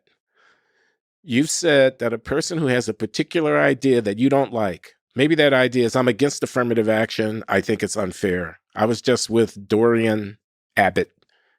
Dorian Abbott is a scientist at the University of Chicago who published a piece in Newsweek magazine in which he said that he thought affirmative action and racial balancing was unethical. He was invited to give a lecture at MIT, a very distinguished lecture in his field based on planetary science. I don't know exactly what it is. I'm not a scientist. But in any case, because he had said that he didn't like affirmative action and he thought affirmative action was racist. That's basically what he said. Why are we looking at people based upon their race and decide we should just do it on their merit? That was his position. Now, people are protesting at the university where he was invited, MIT, saying that he's a racist because he had that opinion. He gets disinvited. Charles Murray is a popular social science writer who is famous for his book about IQ, The Bell Curve, one chapter of which chronicles the racial differences between Black and white in performance on mental ability tests and speculates about the extent to which such differences may be connected with the genetic inheritance of these racially distinct populations. Now, he could be wrong about everything that he's saying.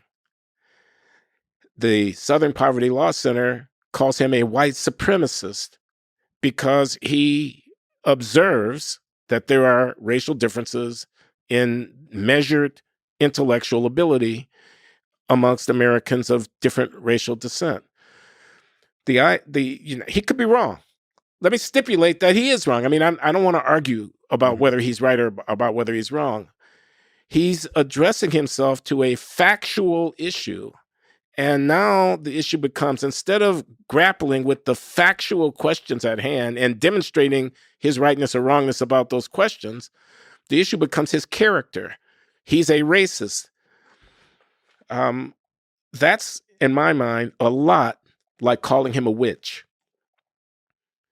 The use of that word now, I think, has parallels to accusing people of witchcraft because they have views about substantive questions that bear on racial inequality or racial difference that a person finds unacceptable or that a person disagrees with. And you think you can shut somebody up.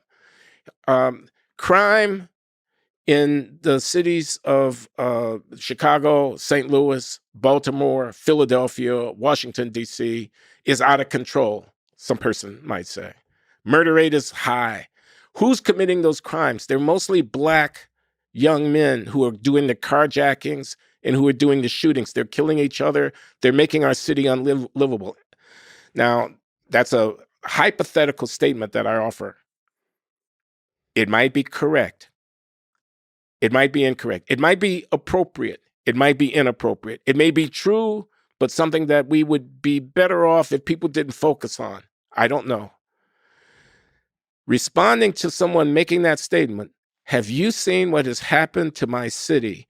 It used to be that you could go to North Michigan Avenue and you could find one after another high-end shop. This is in Chicago, my hometown. And tourists would come and they'd go to the theater and there were restaurants and they'd go out. They don't do it anymore. You know what? Half of those stores are boarded up now. You know why? Because when George Floyd was killed, Black people mobbed in this city and they burnt and they rioted and they looted, and it hasn't been the same ever since. And I'm moving to the suburbs. I'll be damned if I'm going to send my children to those schools. A person could say that. They might be right, they might be wrong to say it. Calling them a racist is exactly not a rebuttal of what they said. It's a move. It's a move to try to take control of the conversation by accusing someone of having bad character because they said something that made you uncomfortable, which you can't deal with. So you think you can shut them up by calling them a racist. You might as well be calling them a witch. You might as well be calling for their head on a platter because they believe that Satan is Lord, because that's the kind of, quote, argument, close quote, which is precisely not an argument, that people who invoke that term are using. And here's what I have to say about that. It's a fool's errand to try to refute somebody by calling them a witch. Likewise, it's a fool's errand to try to rebut the contrary forces in American politics that are a reaction often to real things that are going on the ground in Black communities in the cities across this country by calling people a racist. You may shut them up, but you won't change their minds. And you know what? At the end of the day, they're going to go to the ballot box and they're going to vote. They're going to pick up their store and they're going to move it to the other side of town or to another town altogether. They're going to keep their children away from places where they think the influences are harmful to those children. They may not even talk about it in public. You can believe that in private that they're talking about it with each other. You had better find a more effective way of dealing with the conflicts in this country that fall along racial fault lines than calling people witches, which is what this, anti-racist, you're a racist because you think that the out-of-wedlock birth rate amongst Black Americans is 7 babies out of 10 are born to a woman without a husband. Their families are falling apart. Now, no one says that in public because they'd be called a racist if they said it in public. But as a matter of fact, the families are falling apart. You didn't change that in the least by telling people to shut up about it. Daniel Patrick Moynihan is called a racist in the 1960s, the late New York senator who was a federal employee and an intellectual writing reports, and he writes a report about the Negro family, he called it in those years. If I use the word Negro now, they're going to call me a racist if I'm a white person. I can't even use the word Negro, which is a historically legitimate reference to the descendants of the enslaved people, which we were, as Black Americans, proud to use until yesterday. So all of this linguistic policing is a sign of weakness. It's false Black power. People will cede you the ground. Okay, you don't want me to use that word? I won't use that word anymore. Okay, you don't want me to talk about that in public? All right, I won't talk about it in public anymore. I don't want to be called a racist? Okay, so I won't express my opinion. You haven't changed anybody's mind. And you've also mentioned that for that, you haven't changed anybody's mind, but also for things like in universities and institutions, there's diversity, inclusion, and equity kind of meetings and education and so on. And I believe I read somewhere, I'm like I mentioned to you offline, big fan of your Glenn show. People should listen to it. It's amazing. There's also just interviews of you that I've listened to. I believe you mentioned somewhere that even those kinds of meetings, people might sit through and nod along, but that doesn't necessarily mean that's making progress. That they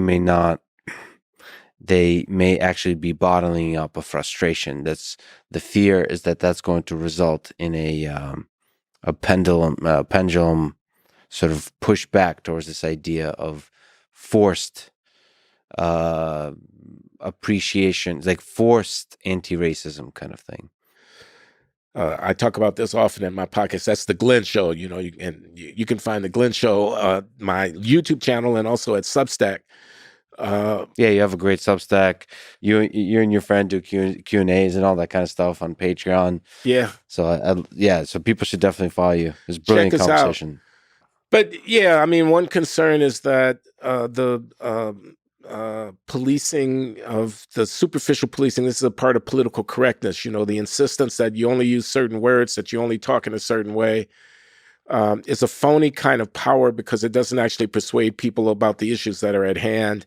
Instead, it forces them underground in their talk about these issues, and that's problematic. Much better that we have overt and explicit and honest disagreement, to the extent that there are disagreement about things that are going on, than that we have a superficial kind of conversation that is purged of any real biting,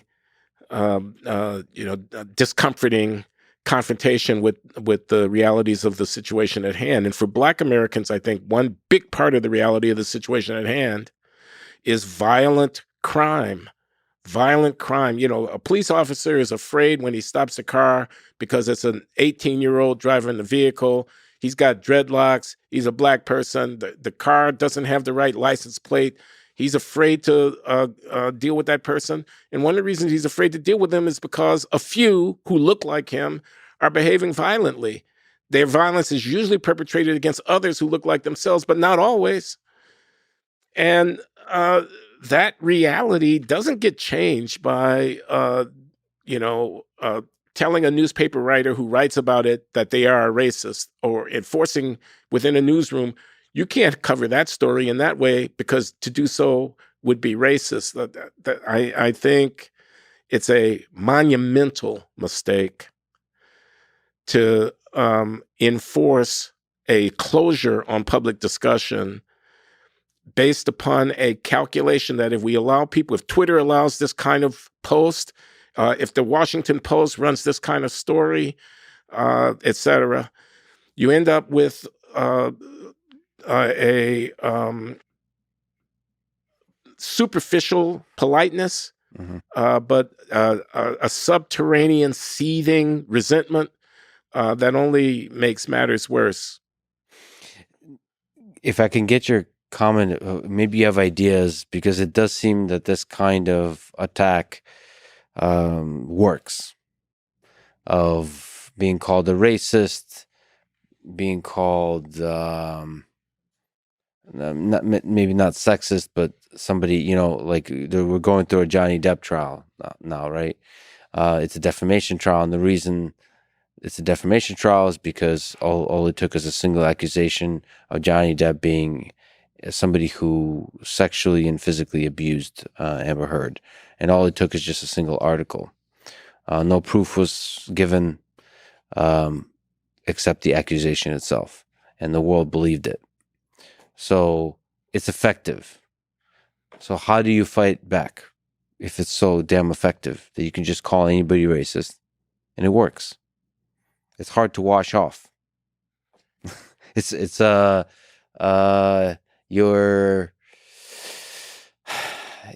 not proven in the court of law or anything like that, but we get those articles, we get that label, and then the world moves on and just assumes that person is racist. So how do you have any ideas how to fight back? No, I don't, frankly. Just highlighting Roseanne Barr, who made the statement about Valerie Jarrett. She made some kind of ape-like reference to the whatever, and her show got canceled, and she's a racist. So first of all, pointing it out, I suppose, is one of the most powerful things. That the hypocrisy of it, you say it works. I guess you're right. It used to be that calling someone a communist worked. I mean, going back to the late 40s, early 50s, Red Scare, McCarthyism, and whatnot. And the person might have belonged to a club that was pro-Soviet Union in the 1930s when they were in college. They might have voted for the socialist candidate Henry Wallace in the presidential election of 1948. They might belong to the Communist Party. They might think Karl Marx was right about a whole lot of stuff about capitalism and whatnot. And they got called a communist or a Marxist, and it could have ruined their career, could have ruined their lives. And a lot of people shut up about it, and it went on for a long time. And in a way, it kind of still is going on. I mean, you call somebody a Marxist, and if you can make that stick, they're certainly not going to get elected president of the United States. But I don't know about this. I think, I once read this book by a German political scientist called Elisabeth Neumann. That was the writer's name, Elisabeth Neumann. The book was called The Spiral of Silence. And the argument was there can be some views, some issues in society that get defined in such a way that it's inappropriate to hold those views. And as a result, people who don't want to be shamed, who don't want to be ostracized, don't express those views. And when they don't express them, anybody holding the view, because they don't hear it said by others, think that they're the only one or one of the few who hold the view. And so they don't want to be the only one out there saying something. So they keep it to themselves. So now this view, this attitude in society could be held by a large number of people. But because of the fear that if they were to express it, they'd be ostracized, no one says it. And since no one is saying it, the others who hold the view don't know that they're not alone, that they are not the only ones who hold the view. and hence they keep silent. That could be an equilibrium. It could be a relatively stable situation in which the emperor has no clothes. Everybody can see that this dude is naked. Okay. But everybody thinks that, I don't want to be the only one to say it. And so we all kind of collaborate in this charade of keeping the view to ourselves. Then along comes an event that somebody decides to defy the consensus and to speak out. It could be a little kid who, in the story about the emperor has no clothes, doesn't realize that he's not supposed to say that the emperor is naked. The thing about the kid in the story who says that the emperor is naked is not that he's saying it. It's not even that other people hear him saying it. It's that everybody knows that everybody else heard him say it. Mm-hmm. Okay? The kid who speaks out and says the emperor has no clothes creates a circumstance in which it's common knowledge that the emperor has no clothes. Now, common knowledge does not just mean knowledge. It does not even mean widespread knowledge. It means comprehensive knowledge of other person's knowledge of the thing. Okay? So the spiral of silence is an equilibrium that is susceptible to being undermined by a process of a kind of cumulative process, a snowballing process of revelation that you're not the only one who thinks this way. Okay. It's fascinating to think that there's an ocean of common knowledge that we're waiting for the little kid to wake us up to, different little parts of it. That's correct. And the little kid, by the way, could be somebody like Donald Trump, only more effective than Donald Trump. Somebody who is smarter than Donald Trump. Somebody who is shrewder than Donald Trump. Somebody who figures out that when Colin Kaepernick takes a knee at a football game and says, I'm not going to stand for this pledge of allegiance, that a vast number of people are very unhappy about that. Somebody who understands that when a Black Lives Matter activist stands up with his bald fist and says, burn this bitch down about a city in the United States of America, that a lot of people are upset about that. A lot of them. A person, a shrewd politician, a shrewd manager of public image could build on and create a circumstance in which more and more people will feel safe to express that view. And the more who express it, the safer those who have yet to express it, but who hold it, will feel in expressing it. And to the extent that the view is very widespread, but is kept under wraps, an explosion could happen. And you could look up tomorrow and have a very different country than you had today, because the conspiracy of silence, the spiral of silence, ends up getting unraveled by somebody who steps out away from the consensus, dares to take the slings and arrows of exposing themselves as a naysayer, but taps into a sentiment that's very widespread.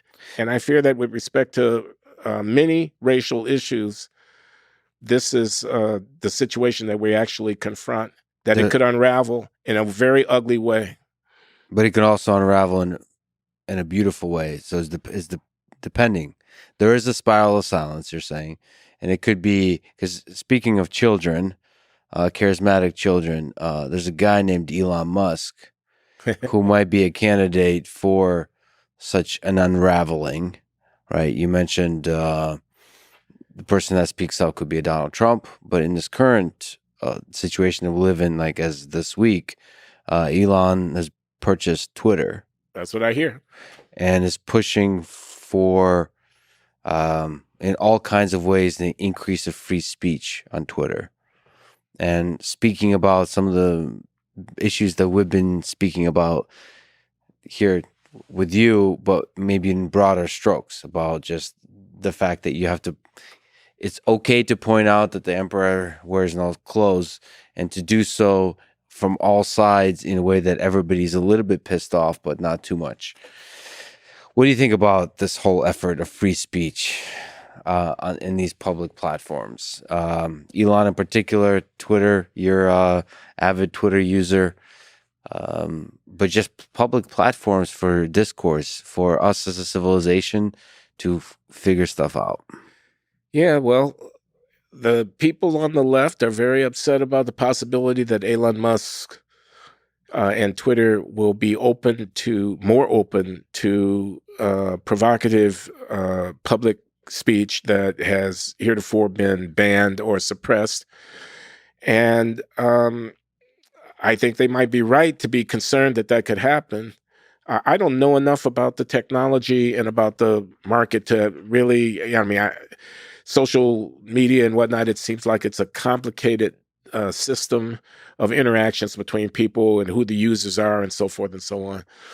I do know that New York Post story about Hunter Biden's laptop was real news and could have affected the outcome of the election, and it was suppressed, and that Twitter had a role in suppressing it. I do know that the question of where the COVID-19 virus originated and the role that a lab leak account could have played in the public processing of that event was real news, and that it was suppressed by people who were trying to control misinformation, disinformation, Russian disinformation campaigns and whatnot. So Twitter has users. I'm one of them, and it has a lot of users. It's not as big as Facebook, I gather. It's not, but it's important. The ability to construct counter platforms where people moving around and whatnot.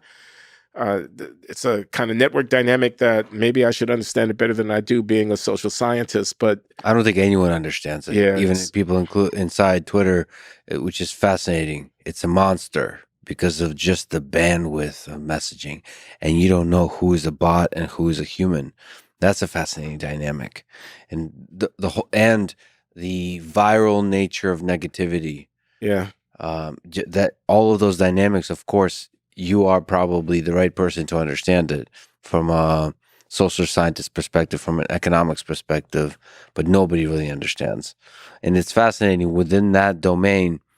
How do you allow for free speech, not allow for free speech, encourage free speech, defend free speech, and at the same time manage millions of ongoing conversations from just becoming insanely chaotic? Sort of from Twitter perspective, they want people to be happy, to grow, to actually have difficult, critical conversations. And they, the problem with humans is they think they know what that is, and they think they can label things as misinformation, as counterproductive for healthy conversations, in quotes. And the problem is, as we are learning, humans are not able to do that effectively. First of all, power corrupts. There's something delicious about having the power to label something as misinformation. You do that once for something that might be obviously misinformation, and then you start getting greedy. You start getting excited. It feels good. It feels good to label something as misinformation or disinformation that you just don't like. And over time, especially if there's a culture inside of a company that leans a certain political direction, or leans in all the groups that we talked about, leans a certain way, they'll start to label as misinformation things they just don't like. And that power is delicious, and it corrupts. So you have to construct mechanisms like the founding fathers did for somehow preventing you from allowing that power to get too delicious. At least that's my perspective on what's going Well, on. I'll just tell you personally, I'm excited about the prospect. I'm glad to see Musk making the move that he's making, and we'll see what happens at Twitter and so forth. You're looking forward for the what did he say? Let's make Twitter more fun. I'm looking forward to the fun.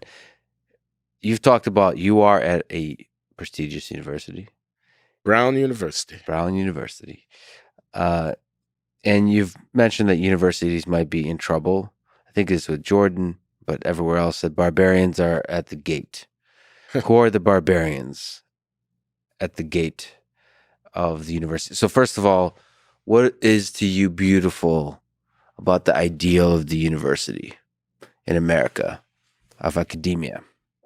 And what is a threat? Well, a university is dedicated to the pursuit of truth, and to the education and nurturing of young people as they enter into the pursuit of truth, to doing research and to teaching in a environment of free inquiry and civil discourse. So free inquiry means you go wherever the evidence and your imagination may lead you. And civil discourse means that you exchange arguments with people when you don't agree with them on behalf of trying to get to the bottom of things. I think the university is a magnificent institution. It is a relatively modern institution. I mean, last 500 years or so. I mean, there are universities that are older than that, but the great research universities of the world, and not only here in the United States, are places where human ingenuity is nurtured, where new knowledge is created, and where young people are equipped to answer questions that are open questions about our existence in the world that we live in. You can trace to the university much, if not most, of the advances in technology and resourcefulness and our understanding of the origins of the species, of the nature of the universe, cosmology, et cetera, science, the pursuit of humanistic understanding, the nurturing of traditions of inquiry, so forth. So that's the university. Barbarians are at the gates. The people who are trying to shut down open inquiry at the university on behalf of their particular view about things are a threat to what the university stands for, and they should be resisted. So if I'm inquiring about the nature of human intelligence, and I want to study differences between human populations in their acquisition of or their expression of cognitive ability, that's fair game. It's an open question. If I want to know something about the nature of gender affiliation and identity and gender dysphoria and whatnot, that's fair game to study in a university. You can't shut that down. You shouldn't be able to by saying, I have a particular position here. I'm a member of a particular identity group. Suppose I want to study the history of colonialism. And there's a narrative on the progressive side, which is colonialism is about Europeans dominating and stealing or whatever. And I happen to think, well, there's another aspect to the story about colonialism, too, which is that it's a mechanism for the diffusion of the best in human civilization to populations that were significantly lagging behind with respect to that. It brought literacy to the southern hemispheric populations that were dominated in the process of the colonizing thing. It's complicated. I'm not taking that position, by the way. I'm just saying somebody at a university should be able to take it up and pursue it and engage in argument with people about it. I'm talking about race and ethnicity, but this extends to a wide range of things. Suppose we're talking about climate. And one person says the earth is endangered because carbon in global warming, et cetera, et cetera. And another person says, no, wait. Look at where we stand in the 21st century. We're vastly richer than our ancestors just 250 years ago. We have much more knowledge about that and so forth and so on. 250 years from now, human ingenuity will have devised in ways that we cannot even begin to anticipate all manner of technological means for managing the problem. There's no reason that we should shut down industrial civilization today because we fear the consequences of it, when in fact we are vastly richer than our ancestors, and those who come up 2 centuries after us will be vastly more effective at dealing with problems than we are now. Et cetera. I'm not actually making that argument. I'm just saying the tendency to try to say, oh no, that person is a climate denier, they can't pursue that area of inquiry, is against the spirit of the university. I think the barbarians at the gates has to do with the people who think they know what the right side of history is and try to make the university stand on the right side of history. My position is you don't know what the right side of history is. And the purpose of a university is to equip you to be able to think about what is the right side of history, what is the solution to the dilemmas that confront us as human beings living on this planet with the billions that we are in the condition that we are. So the identitarians, the ones who want to make the university kowtow to their particular understandings about their own identity. We now have at Brown University and various other places, we don't do Columbus Day anymore. We do Indigenous Peoples Day. When that day comes up in October, we don't talk about Columbus. They're taking down statues of Columbus all across the country and so forth and so on. I'm not arguing anything here other than that the latter-day position, BIPOCs, Black, Indigenous, and other people of color, the latter-day position that the university has to reflect a particular sensibility about these identity questions, I think it's a threat to the integrity of the enterprise. I don't think you're overstating it. I tend to be, just from my limited knowledge of MIT, but perhaps it applies broadly. I think the beauty of the university, broadly speaking, is the faculty and the students. And the problem arises from the overreach of a overgrowing administration that gives, again, thinks that it knows enough to make rules and conclusions based on a set of beliefs, and then based on that empowers a certain small selection of students to be the sort of voices of activism of a particular idea. And not, I think activism is beautiful, but not just activism, but anybody that disagrees is shut down. And that I think the blame lies with the administration. So I think the solution is in lessening, just like the solution with too big of a government, too big of a bureaucracy, is there needs to be a redistribution of power to what makes universities beautiful, which is the old students and the young students, old students being professors. So the scholars, the curious minds, the people that are in this whole thing to explore the world, to be curious about it, on a salary that's probably way too low for the thing they're doing.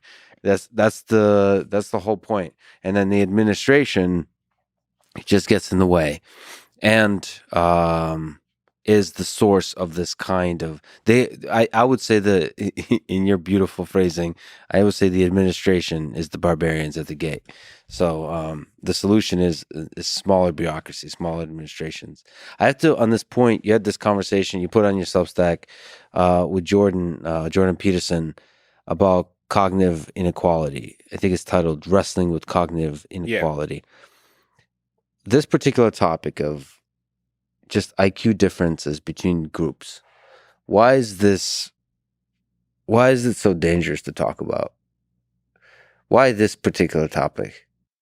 Well, it's like you're calling Black people inferior. It's like you're saying they're genetically inferior. That's what people are saying. It's like you're rationalizing the disparity of outcomes by reference to the intrinsic inferiority of Black people. If you say cognitive ability matters for social outcomes, if you say cognitive ability exists, people really are different in terms of their intellectual functioning.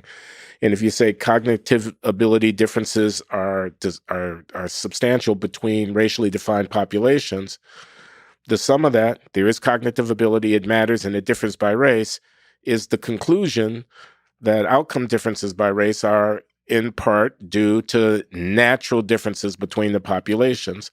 People find that to be completely offensive and unacceptable. So that's what I think is going on. Can you steel man that case that we should be careful doing that kind of research? So this has to do with research.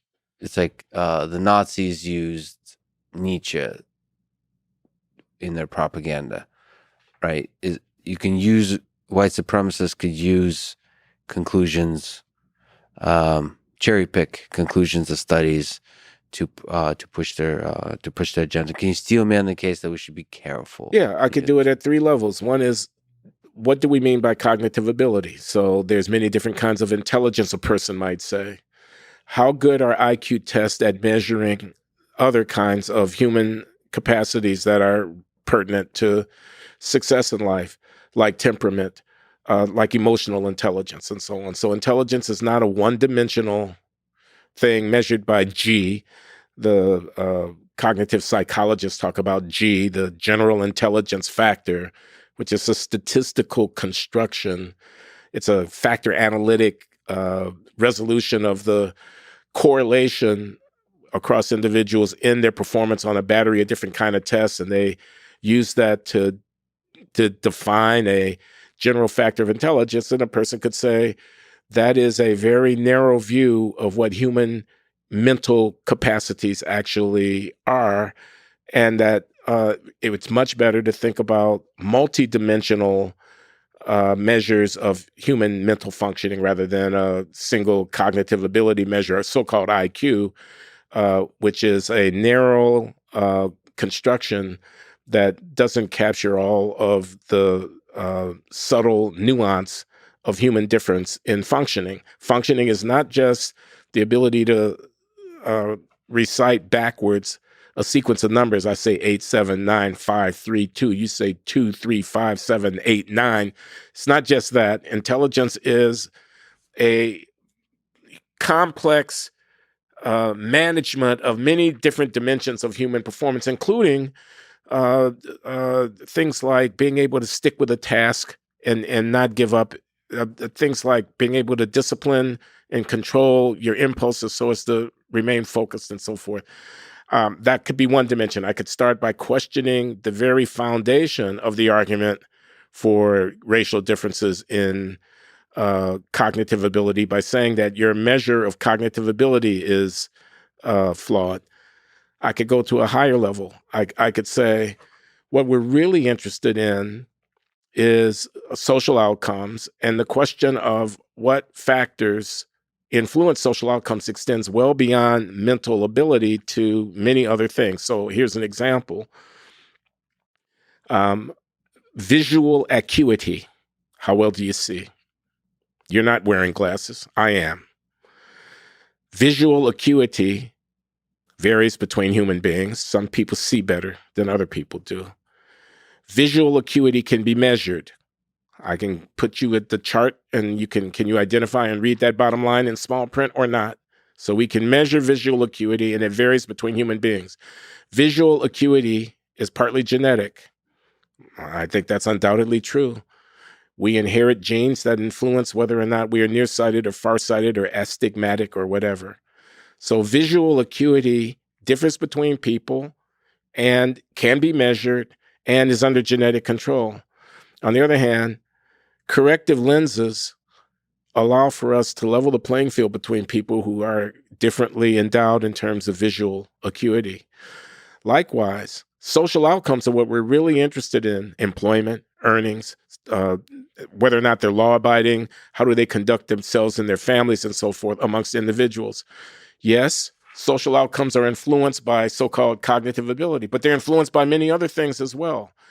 If there are interventions that can be undertaken in society that level the playing field between people who have different natural endowments of cognitive ability, the fact that people or groups differ in cognitive ability becomes less significant, just like it's less significant that people differ with respect to how well they see when corrective lenses allow for the leveling of that playing field.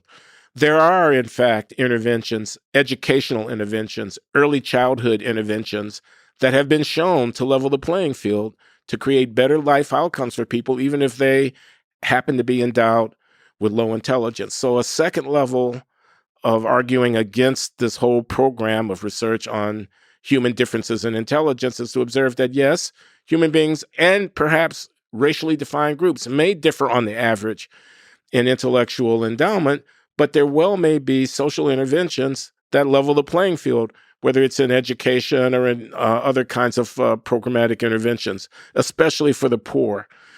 A final level of argument is the one that you alluded to, which is that if you talk like this, you're going to encourage a kind of politics which is very ugly, and it's best to frame the discussion in ways that don't put emphasis on racially defined natural differences between populations.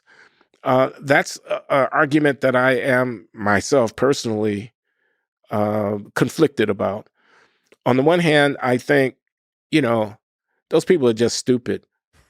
It is racist. Okay. On the other hand, I think the calculation, we shouldn't do this kind of research. Suppose I'm at the National Science Foundation. A research team submits a proposal. The proposal proposes to undertake a study.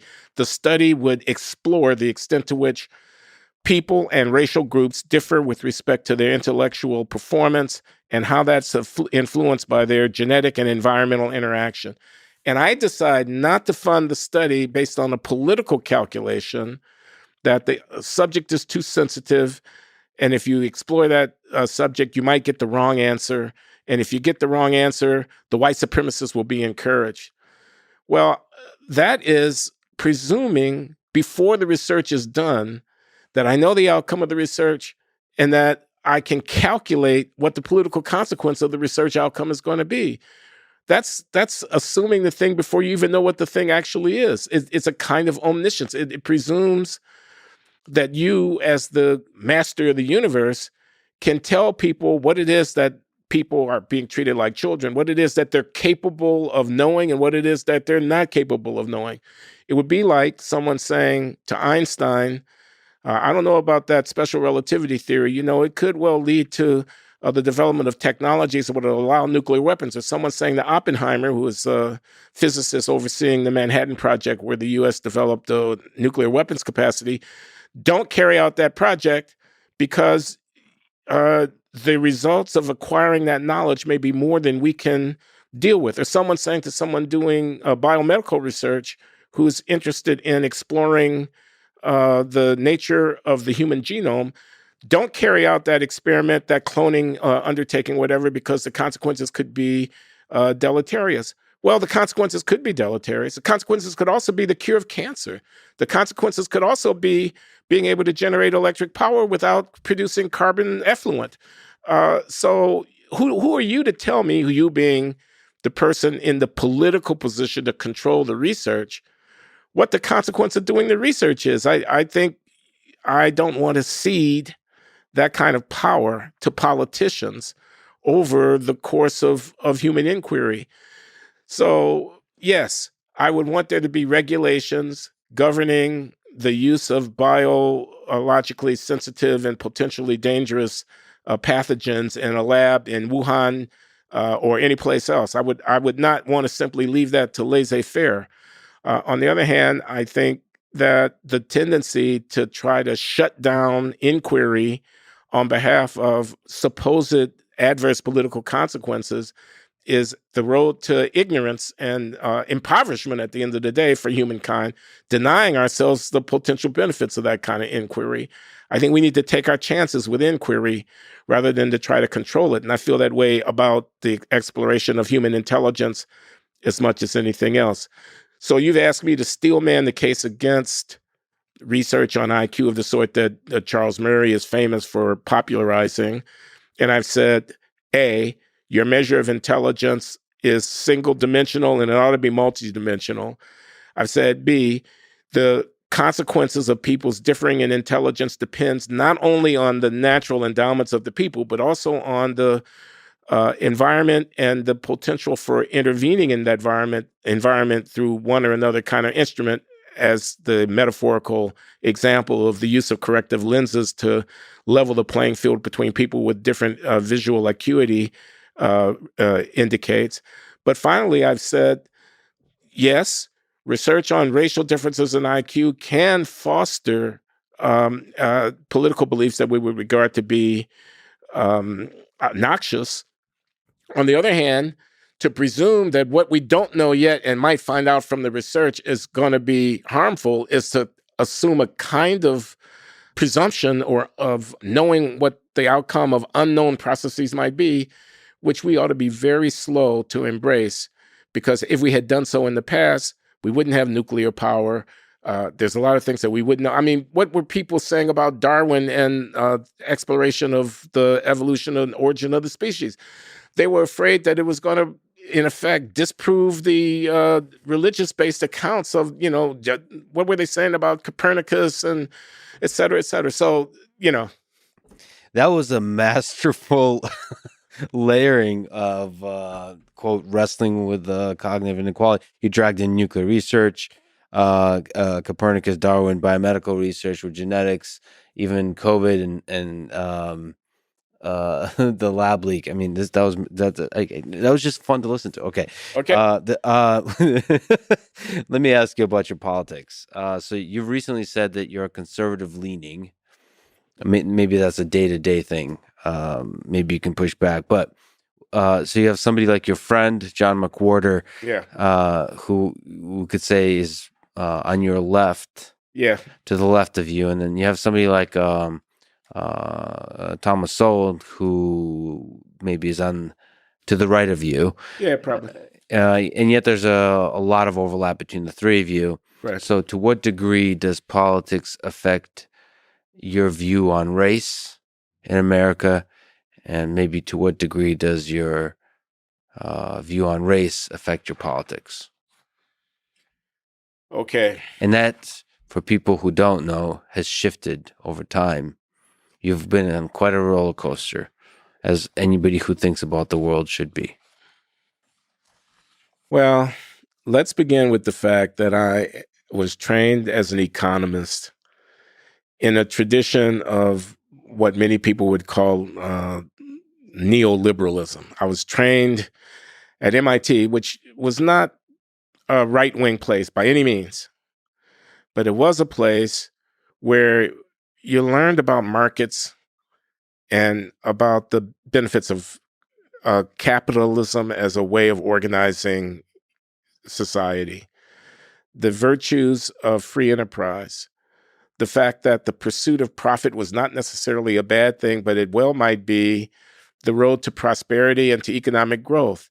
The idea that private property and individuals seeking to acquire and succeeding in acquiring wealth did create inequality, but it also created opportunity. And it also expanded our knowledge and our control over the physical environment in which we're embedded in, et cetera. So we were not Marxists at MIT, although we did read Marx. I mean, those of us who were intellectually curious, you read Marx. Marx was an important figure in the history of the West, and I think Marx should be read. And Capital, 3 volumes, et cetera. Alienation of labor and whatnot. The implications of modernization, of the advent of industrial capitalism, et cetera. That kind of dynamic deserves to be studied and to come at it in a critical way, informed by the intellectual inheritance of Marx and Marxism. I think that's a part of a full education in social philosophy and economic analysis that open-minded person ought to acquaint themselves with. But at the end of the day, I think that the free marketeers have the better of it. I think the story of the 20th century, as far as economic development is concerned, reflects that. I think that the experiments where centralized control over economic decisions was the order of the day failed. I think that the fact of the 21st century rise of China as a force has a lot to do with the spread of, in effect, capitalist-oriented modes of economic exchange, freeing up prices, markets, property, and so forth. Although obviously it's a complicated political economic system. I'm talking about China. But I think that the story of the 20th century and the hope for the 21st century is that prosperity is enhanced through the free exchange of goods and the pursuit and acquisition of property by people in a more or less capitalist-oriented system. That's the view that I hold. I guess that makes me a conservative. I don't know. I want to say that's not to the exclusion of a social safety net. I'm not saying that old people in an ideal social system would be left to their own devices, regardless of whether or not they had saved for their retirement. I'm not saying that the ideal of extending decent access to healthcare to all people, regardless of whether or not they can afford it, decent access to education to people, regardless of whether or not they can afford it, is standing in the way of prosperity. I don't believe that. I think the mixed economies that we see in Northern Europe and in North America are a balancing of the virtues of free enterprise property and the pursuit of wealth on the one hand, against the needs to have a decent society in which people who fall between the cracks nevertheless are bolstered through a sense of social solidarity that is accommodated by our common membership within a single nation state, which is why I think nationalism is important. And it's why I think borders are important, because without a coherent polity who can see themselves as in a common situation and agree through their politics to support each other to some extent, you can't sustain a safety net. You cannot have a social safety net for a global population. You can only have a social safety net for a bounded population who have a sense of common membership in an ongoing political enterprise, which they pay their dues through their taxes in order to sustain it. There's a balancing that has to go on. So that's the first thing that I would say about my politics. I'm a neoliberal economist. I believe in markets. I believe in prices. I believe in profit. Corporations are not an incarnation of evil. Corporations are a legal nexus through which production gets organized, in which you solicit the cooperation of workers, of people who provide capital, of people who provide raw materials and input, of customers, and so on. And that functionality allows for the production of goods and their distribution and the earning of income and its distribution, which at the end of the day is the foundation of our prosperity. Corporations are people too. Mitt Romney got in trouble for saying that in 2012. But corporations are nothing but a legal fiction. The corporation is not a person as such, but the nexus of contracts and relationships amongst the stakeholders who intersect in the context of the corporation is the way in which we organize the massively complex set of activities that are necessary in order to produce economic benefits, in order to feed people, in order to have everybody with a cell phone in their pocket, in order to be able to travel from one side of a continent to another on a device that is with almost absolute certainty going to safely take off and land, and in order to be able to build cities and et cetera. But do the markets, the ideal of the market, collide with the ideal of all men are created equal? The identity, the struggle that we've been talking about of what it means to sort of empower humans that make up this great country. Do they collide, and where do they collide? Well, markets are going to produce inequality, and all men being equal is a statement about the intrinsic worth of people, not about the situation that will come about when people interact with each other through markets, because people are actually different. And because there are factors that are beyond anybody's control called luck and chance that, you and I both invest. It looked a priori like your investment and my investment were equally likely to succeed. But as a matter of fact, ex post facto, your investment succeeds, my investment doesn't succeed. I don't have wealth and you have wealth. That is an inevitable consequence of a environment in which both of us are free to make our investment choices, and where the consequences of investment depend in part upon random circumstances over which no one has control. But you asked me about my politics, and I was just trying to lay down a foundation by saying I begin as an economist in the tradition of liberalism, Adam Smith and so forth, John Maynard Keynes for that matter, and so forth, that Milton Friedman and so forth, that Paul Samuelson, Bob Solow, James Tobin, and so forth, Thomas Sowell, yes, that appreciates property, the virtues of free enterprise, the set of institutions that allow for security of contract, a rule of law, things of this kind. So that's one thing to say about my politics. Another thing to say about my politics, and you're right, I've moved around. is that, I began south side of Chicago, black kid. I was a liberal Democrat. Um, I encountered the economics curriculum at the MIT, and I became trained in economics in the tradition that I've just described. Uh, and I encountered also the Reagan Revolution. This is the late 70s and early 80s. These are big debates about economic policy and so on. And I found a lot to admire in the supply siders, the people who were saying, let's get the government out of the way, the people who were worried about national debt, which is a lot more now than it was then, the people who were worried that the welfare state could be too big, that the incentives of transfer programs could be counterproductive, that you had a war on poverty, and we did have a war on poverty, and poverty won. And there's a lot of evidence that the war on poverty was lost by the people who were trying to, quote unquote, eradicate poverty in our time. That incentives really do matter, and that the state, which is driven by politics, is often unresponsive to the dictates of incentives, whereas markets eliminate people who are inefficient and who are not cognizant of the consequences of incentives because they can't cover their bottom line, and they won't persist for very long if they can't cover their bottom line. They're forced to respond to the realities of differences in costs and benefits and so forth in a way that governments can cover because they have their hand in our pocket. They can cover their losses and they can make accounts balance notwithstanding their mistakes because they can take my property by fiat, by the power of the state. The tax collector comes. If I don't pay, he seizes my holdings.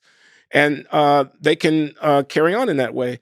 They need the corrective influence of markets in order to be responsive to the realities of life. I mean, I may not like it that prices are telling me that something that I want to do is infeasible. I may not like it. But what the prices are telling me is that the costs of doing it exceed the benefits to be derived from doing it.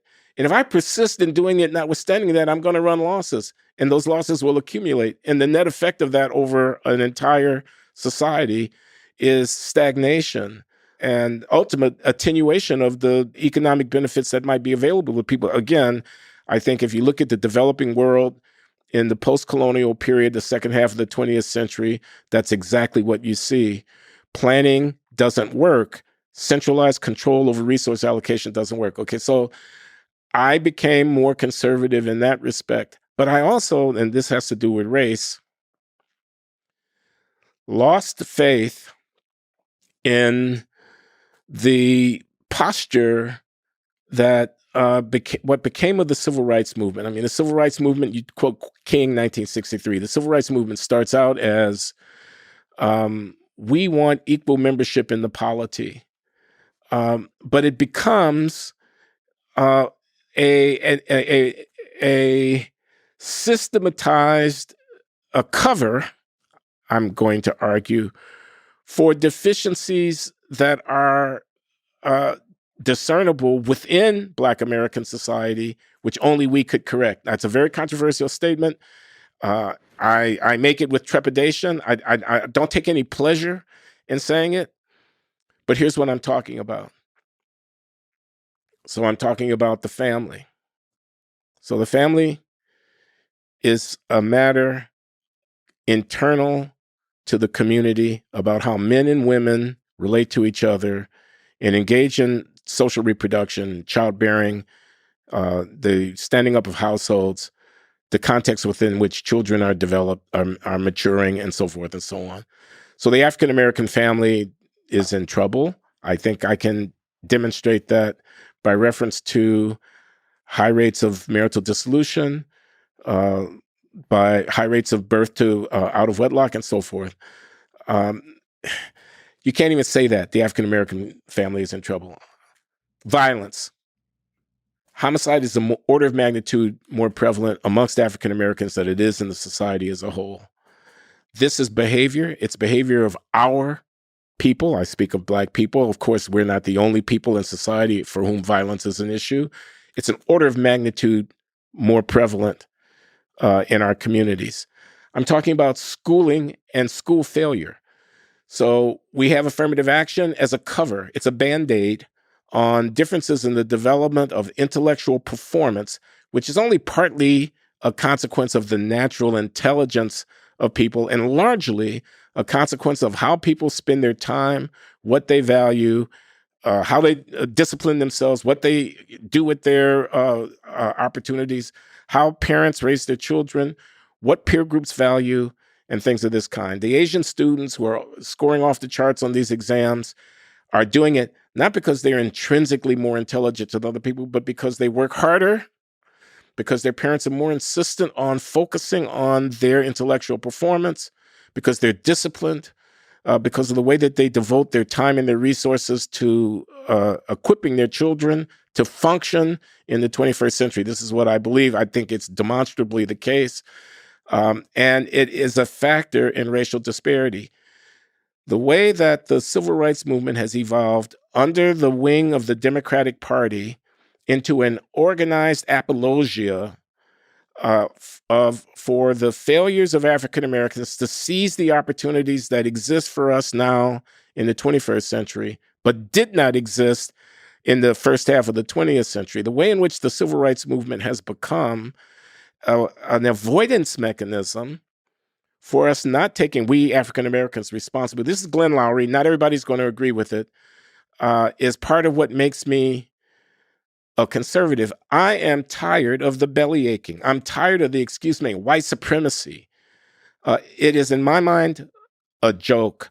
I lament the fact that that kind of rhetoric is so seductively attractive to African Americans and so widely adopted by others. And as I am fond of saying, at the end of the day, nobody is coming to save us. I mean, higher education, MIT, Caltech, Stanford, where the future is happening, that is about mastery over the achievements of human civilization, such as they manifest themselves in the 21st century. There's no substitute for actually acquiring mastery over the material. There's no substitute for that. To be patronized, to have the standards lowered, they want to get rid of the test. They want to tell African Americans, pat us on the head. We're going to have a separate program for you. We're going to give you a side door that you can come into. That doesn't make us any smarter. It doesn't make us any more creative. And it doesn't make us any more fit for the actual competition that's unfolding before us. Now, you want to be 10% of the population that's carried along for the next 100 years? You want to be a ward of the state in the late 21st century? You go ahead. Because the Chinese are coming. You're not going to hold them back. The world is being remade every decade by new ways of seeing and new ways of doing. If you don't get on board with the dynamic advancement of the civilization in which we are embedded, you're going to end up being dependent on other people to look kindly upon you. And this story that you've got, this belly ache, this excuse, my ancestors were slaves, is only going to work for so long. So that makes me, I suppose, a kind of conservative. I hate affirmative action. I don't just disagree with it. I don't just think it's against the 14th Amendment. I hate it. The hatred comes from an understanding that it is a Band-Aid, that it is a substitute for the actual development of the capacities of our people to compete. I'd much rather be in the position of having them try to keep me out because I'm so damn good, like they're doing with the Asians, than having them have to beg the Supreme Court to allow for a special dispensation on my behalf because they need diversity and inclusion and belonging. It's not just diversity. It's not just diversity and inclusion. It's diversity and inclusion and belonging. I'm whining because I feel like I don't belong. That's a position of weakness. It's pathetic. And it's only political correctness that keeps people who can see this, and believe me, a lot of people can see it, from saying so out loud. So you want the Black American community to represent strength. Correct. And I want us to deal with what it is that we have to deal with in order to be able to project strength in an increasingly competitive world. Let me ask you, I know you said you're angry or dislike affirmative action. Let me ask you about something that even to my ear cut wrong. Now I'm relatively apolitical. So President Biden, when he was running for president, gave a campaign promise that he will nominate a black woman to the U.S. Supreme Court, saying, quote, "The person I will nominate will be someone with extraordinary qualifications, character, experience, and integrity." First sentence. Second sentence. "And that person will be the first black woman ever nominated to the United States Supreme Court." Do you wish he only said the first sentence and not the second? Yes, I wish that he had only said the first sentence, even if his intention was to do what he said he was going to do in the second sentence. Yes. In other words, I wish that he had simply said, if I have the opportunity to nominate someone to the Supreme Court, it's going to be a superbly qualified person to carry out that position. And he might have kept to himself his intention to name an African-American woman to that position, and then gone ahead and named an African-American woman to that position. And I'm sure that Ketanji Brown Jackson, I don't doubt that she's exceptionally qualified. She has a distinguished career. She served as a judge on the D.C. Circuit Court of Appeals. She's a graduate at Harvard Law School. She has a background. You do not have to be a world-class constitutional legal scholar to get onto the United States Supreme Court. A lot of members of the United States Supreme Court have had different kinds of legal careers before they were elevated to that position.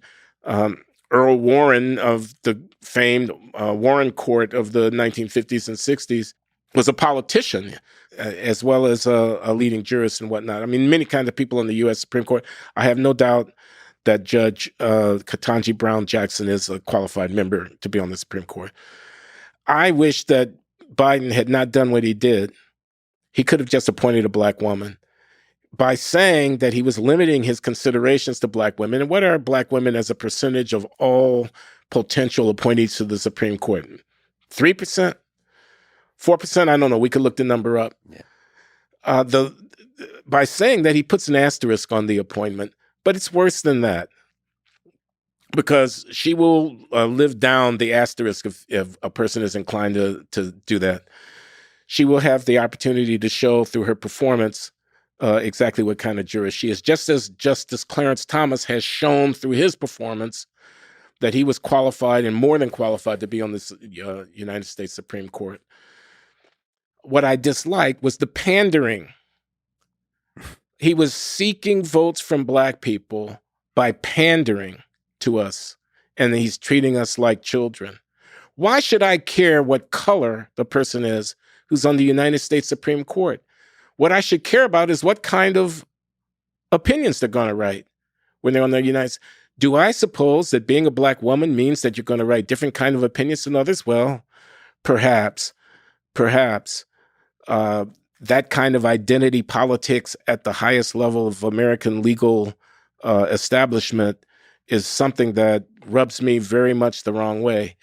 What I should care about is the nature and the future of the law. I'm actually struck by this because the court is conservative. It has 6 conservative members on it, and it has 3 liberal members on it. And if I were, and I'm not, a liberal Democrat, the highest concern that I would have about an appointment to the Supreme Court is this a person who is going to be effective in advocating my liberal views within the highest council of American law? Now, the fact that that person is a woman or is a black person is way down the list of the things that I would think are important to the kinds of opinions that they're going to write.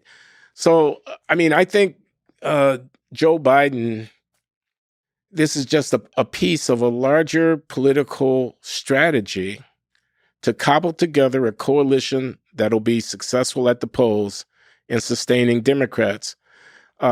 Jim Crow 2.0, this whole characterization of the conflict in the states about election security and voting rights is another part of that strategy. He is pandering to black voters. He is trying to frighten us, thinking that if the Republicans win, our rights will be taken away. I think it is a infantilization of African American politics. I think black people ought not to be as concerned about the color of the skin of a person who is serving in government as they are about the content of their character and the focus of their political and ideological orientation, which for me would be center or even center right, but that's me. And it should not have a significant impact. Nevertheless, he said she can overcome the asterisks, but to me it was deeply disrespectful that anyone would give an extra asterisk to have to overcome. He didn't have to say it. All he had to do was do it. If he wanted to put a black woman on the court, he could have gone ahead and done it. The reason he said it is because he wanted black people to vote for him by saying it. And I'm saying that treats us like we're children. It's not a political statement. I just thought as a leader that was not, that was kind of disgusting. Yeah. Let me ask you about Thomas Sowell. You mentioned him. He's a colleague and somebody who's an influence. What in the space of ideas? So what impact has he had on your ideas? And how do you think he shaped the landscape of ideas in our culture in general? I think Thomas Sowell, he's in his 90s now. He's been around for a long time. He still got it. He's still going at it. He's still going at it. Books continue to come out. I think he's a great man. I think Thomas Sowell, regardless of his race, he's black, is one of the 100 most significant economists of the 20th century.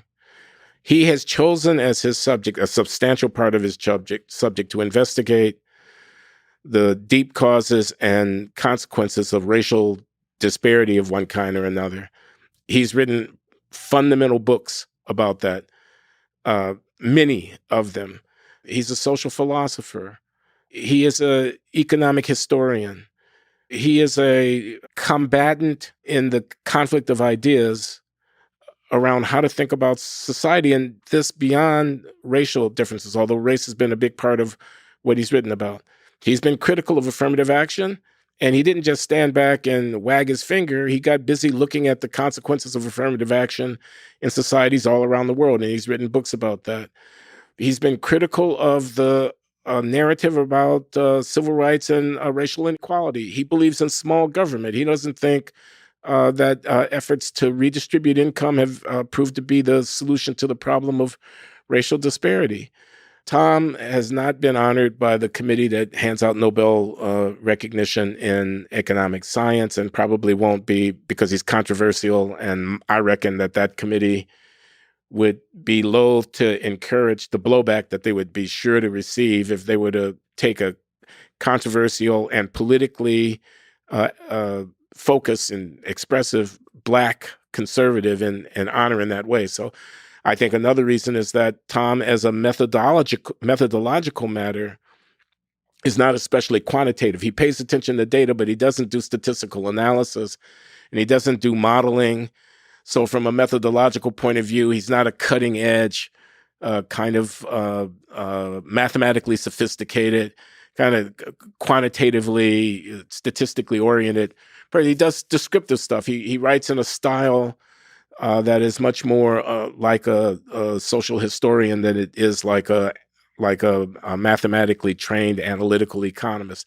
On the other hand, he is an economist in the Chicago school with Milton Friedman and George Stigler, prominent amongst his teachers, who takes price theory, which is the analysis of the interplay of market forces, mindful of incentives, and so on, to implement the basic insights from economic science. There is no free lunch. I mean, there's always going to be a cost to anything that you do, and so on. People respond to incentives. Demand curves slope downward. Competition tends to work best when people are free to enter and not, and so on. I mean, that kind of thing. But Tom is also a social historian and philosopher in the tradition of Friedrich von Hayek.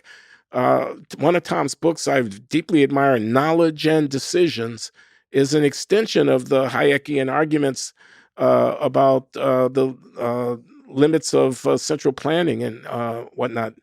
So I think Thomas Sowell, African American, born, as I understand it, in Louisiana, raised in New York City, graduate of Harvard College, a military veteran, a PhD in economics from the University of Chicago, a Black conservative social scientist of very high stature. I think he's a great man. And one of the great intellectuals of the 20th century. And you're saying implicitly deserves a Nobel Prize. Yeah, I do think so. I mean, Hayek was awarded by the committee. Gunnar Myrdal, the Swedish economist, wrote about economic development, wrote a famous 2-volume work, An American Dilemma, about the status of Blacks. And I mean, I think Tom could be, put in that company very easily without any difficulty. I agree. Daniel Kahneman, them, so it doesn't have to be numerical. Psychologist, he's not an economist. Yeah. Eleanor Ostrom, the political scientist who was honored in a joint prize given to her and Oliver Williamson 15 years ago or so. He could be put in that company really quite easily. Let me ask you, you mentioned Obama in the very beginning that we were talking about. How did it feel that seems like forever ago that in 2008 Barack Obama became president? Now at that time, perhaps you identified as conservative already, but politics aside, just in general, how did it feel that in 150 years where this country has come along? Well, yeah, I didn't identify in 2008 as a conservative to the same extent that I do today. I was kind of in transition yet again. I was excited by the Obama candidacy. At first, I was skeptical because, after all, he's not Black. The man's father is a Kenyan, and the man's mother is a white American, and he identifies as Black. I find it interesting that the first Black president of the United States, and I could have put inverted commas around Black, and the first Black vice president of the United States, neither of them descend from American slaves. Kamala Harris's father is of African ancestry in part. He's a Jamaican immigrant, and her mother is an Indian immigrant. She was Kamala Harris, raised up largely in Canada, though born in the United States. Barack Obama is, as I've said, of mixed ancestry, and neither of his parents are the descendants of American descendants of African slaves. But Blackness is flexible. It's something that you can put on or you can take off to a certain degree for some people, and so be it. I was excited. Our time has come. Hope and change. We are the ones we've been waiting for. These are slogans from 2008. I can't believe I bought that crap. Oh, interesting. Let me push back here. You talked about to me, a Jew is a Jew. Skin color is skin color. Yeah. I mean, Barack Obama is Black. Okay. When it matters. When you're talking to a white supremacist. Yeah. When you're talking to, if you're a slave owner, he's Black. Just like you said, when Hitler comes around, a Jew is a Jew. It doesn't matter how you identify, doesn't matter what. So in that sense, don't you think that Barack Obama is Black in the most powerful of ways, which is designating how far the MLK, the Dr. King vision? Oh, sure. And look, I said it a little bit tongue in cheek. Yes, of course. But I think Obama has been very careful about manufacturing a kind of public persona that is intended to position him in the most effective way. You mean like every politician? Yeah, like every politician, sure. And that the racial identity piece is an aspect of that. I mean, anything I say here would only be speculation because I have no facts about the personal history of Barack Obama. And I accept Barack Hussein Obama, as Hillary Clinton once said, I take him at his word about whatever she was talking about. Well, was he a Christian? I think is what the question was. And, there was some right-wing attack on Obama for, having been raised for some years in the Philippines and all of that. Or Indonesia, I beg your pardon, in Indonesia, and his stepfather and all of that. But she took him at his word, and I take him at his word about his racial identity. No. But you were captivated by the power of his words, and you regret to the degree you were captivated. Well, I think in retrospect, that whole campaign looks like a pie in the sky kind of fairy tale. We are the ones we've been waiting for. I can't quote exactly that speech that he gave in Grant Park in Chicago when he was announced as the winner of the election. But today is the day that the rise of the ocean stop, or words to this effect. I mean, those who doubted that we could do it, that tonight is your answer, this was going to be a new day, it was going to be a new regime. Well, it wasn't a new day, and it wasn't a new regime. It was American politics more or less as usual. Barack Obama turns out not to be the Messiah. Maybe there should be no surprise in that. Race relations got set back during Obama's tenure. My beef with Obama is that you're black. You say you're black, you're black. You got elected. Now we have a black president. A black president. You can do stuff that nobody else could do. You're a black president. You could tell the people burning down the city to get their butts back in their houses and to stop it. You could tell the race hustlers, the Al Sharptons of the world, not only has our time come for those who supported my campaign, your time is over for those who want to carry on a advocacy rooted in racial grievance. The election of myself to this highest office proves that the institutions of the state are legitimate and open to all comers. I think Barack Obama, when the SHIT hit the fan, if I had a son, he'd look like Trayvon. I deeply regret that he said that. He's president of the United States. The color of his skin and the color of Trayvon's skin, the correlation between those two things, if I had a son, he'd look like Trayvon. Now, he says, when he said it, he only meant to sympathize with the parents. But in fact, when he said it from the highest office in the land, and then sent his Attorney General Eric Holder out to enforce this narrative, he doubled down on a racial narrative that I think is actually false. I think the story that systemic racism in America, as reflected in policing, that terrorizes Black people because of the color of their skin, is demonstrably false. I think that the central threat to Black lives is violent crime perpetrated largely by Black people against other Black people. I think there is such a thing as police brutality, and I think there are reasons to have regulations of police, but I think it is a second-order issue in terms of the quality of life of African Americans. I think Obama could have told the people who, after Freddie Gray died in police custody in a van in Baltimore and who undertook to burn that city down, to get their asses off the street and go back to their apartments and stop it. I think he could have said, in the aftermath of Michael Brown being shot dead by Darren Wilson in Ferguson, Missouri, and there was a grand jury deliberation that elected not to indict Officer Wilson, and people took the streets in that city and stood on top of vehicles and so forth and so on. He could have told them, we don't mob around courthouses in this country. We respect the rule of law. Get your butts off the streets and back into your apartments. He didn't do that.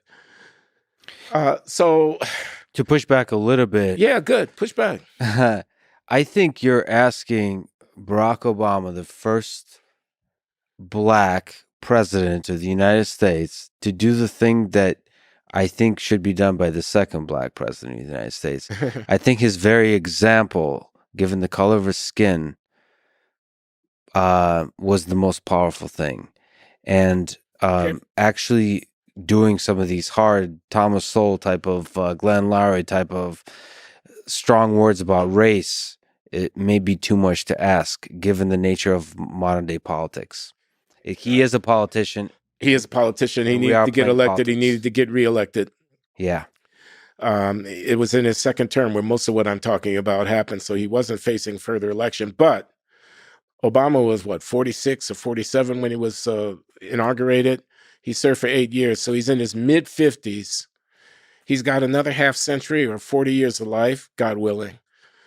His post-presidency, I think, was what was primarily on his mind. Not getting elected to anything, but being enshrined in a certain way. And the persona that he is now embodying, which depends upon a racial narrative that I and Thomas Sowell and others object to, I think was very much in the forefront of his mind when he made decisions as the chief executive officer of the country that we've all now have to live with. Yeah. But the fact is, he opened the door in a way that hasn't been done in the history of the United States, that I don't see there being even a significant discussion when an African American, a black man or a black woman runs for president, maybe a black man, let's say, because there still hasn't been a woman president. I just see that broke open the possibility of that. That's not even a discussion. And that example by itself, I mean, to me, the role of the president isn't just policy. It's to inspire. It's to do the it's to do the Dr. King thing, which is I have a dream. And Barack Obama is an example of somebody that could give one hell of a speech. It got you to believe. Obama is a smooth operator without any question. He's a master of his craft. He did the impossible. I mean, he beat Hillary Clinton in that primary fight, and he beat John McCain in that general election. And hats off to him. And moreover, he remains a iconic figure in American culture. I don't think there's any doubt about that. Let me just mention, Clarence Thomas is also black. Clarence Thomas has a story that is vivid and inspiring, just like Obama's story. He overcome obstacles, just like Obama did. I mean, extreme poverty and so forth and so on. Clarence Thomas has served longer than any other member of the United States Supreme Court. He is one of 9 justices, and it's 3 equal branches of government. So Clarence Thomas, by my arithmetic, personifies 1/27th of the American state. Yeah. That's He is an iconic figure. His example should be an inspiration to Americans of all races, but especially of Black American youngsters. He happens to be conservative. He's very conservative. So fucking what? He too deserves to be in that pantheon. He is not. By the custodians of American education, Clarence Thomas' name is not on that many schools. Barack Obama's name will be on many of them. I'm not equating them. They're different people. The offices are very different. But the same logic that you just used to extol the significance of Barack Obama's ascendancy could and should be applied to Clarence Thomas, in my opinion. Yes, but it's the office, but also there's a resume and there's accomplishments, but then there is oratory and charisma and a number of Twitter followers. So there's ability to captivate a large number of people. And that's a skill.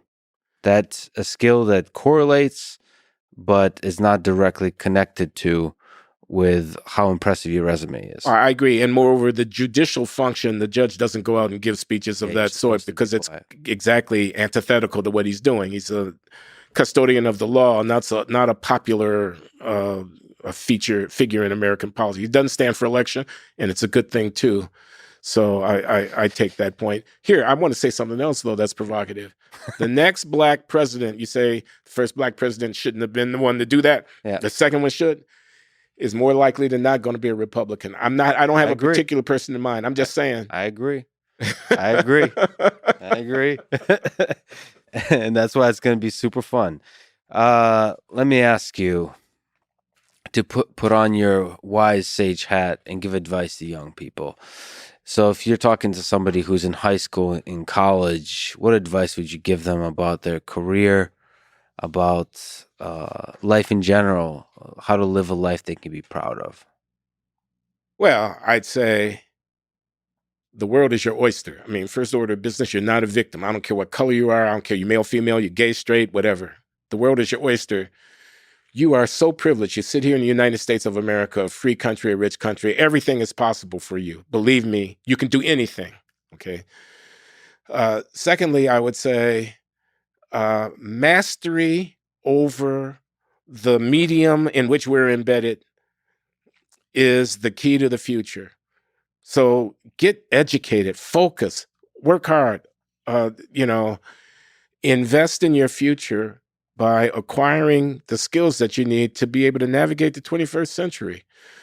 I would say the Chinese are coming, and I don't mean anything against China. I just mean to say the world's a small place, and it's getting smaller. You better get moving, and you better get moving quickly. I'd say your identity, your coloration, your orientation, your category is not the most important thing about you. So the temptation to limit yourself. I give this speech to my kids. I say, I quote James Joyce. He has a passage in Portrait of an Artist as a Young Man, in which he says, do you know what Ireland is? Ireland is an old sow that eats her farrow. This is Joyce. He says, Stephen Dedalus is the character that he has in mind in this chronicle. He says,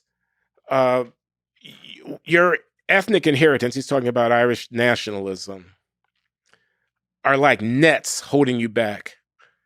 That your challenge is to learn how to turn those nets into wings and thereby to fly, okay? Flying into the open skies of modern society.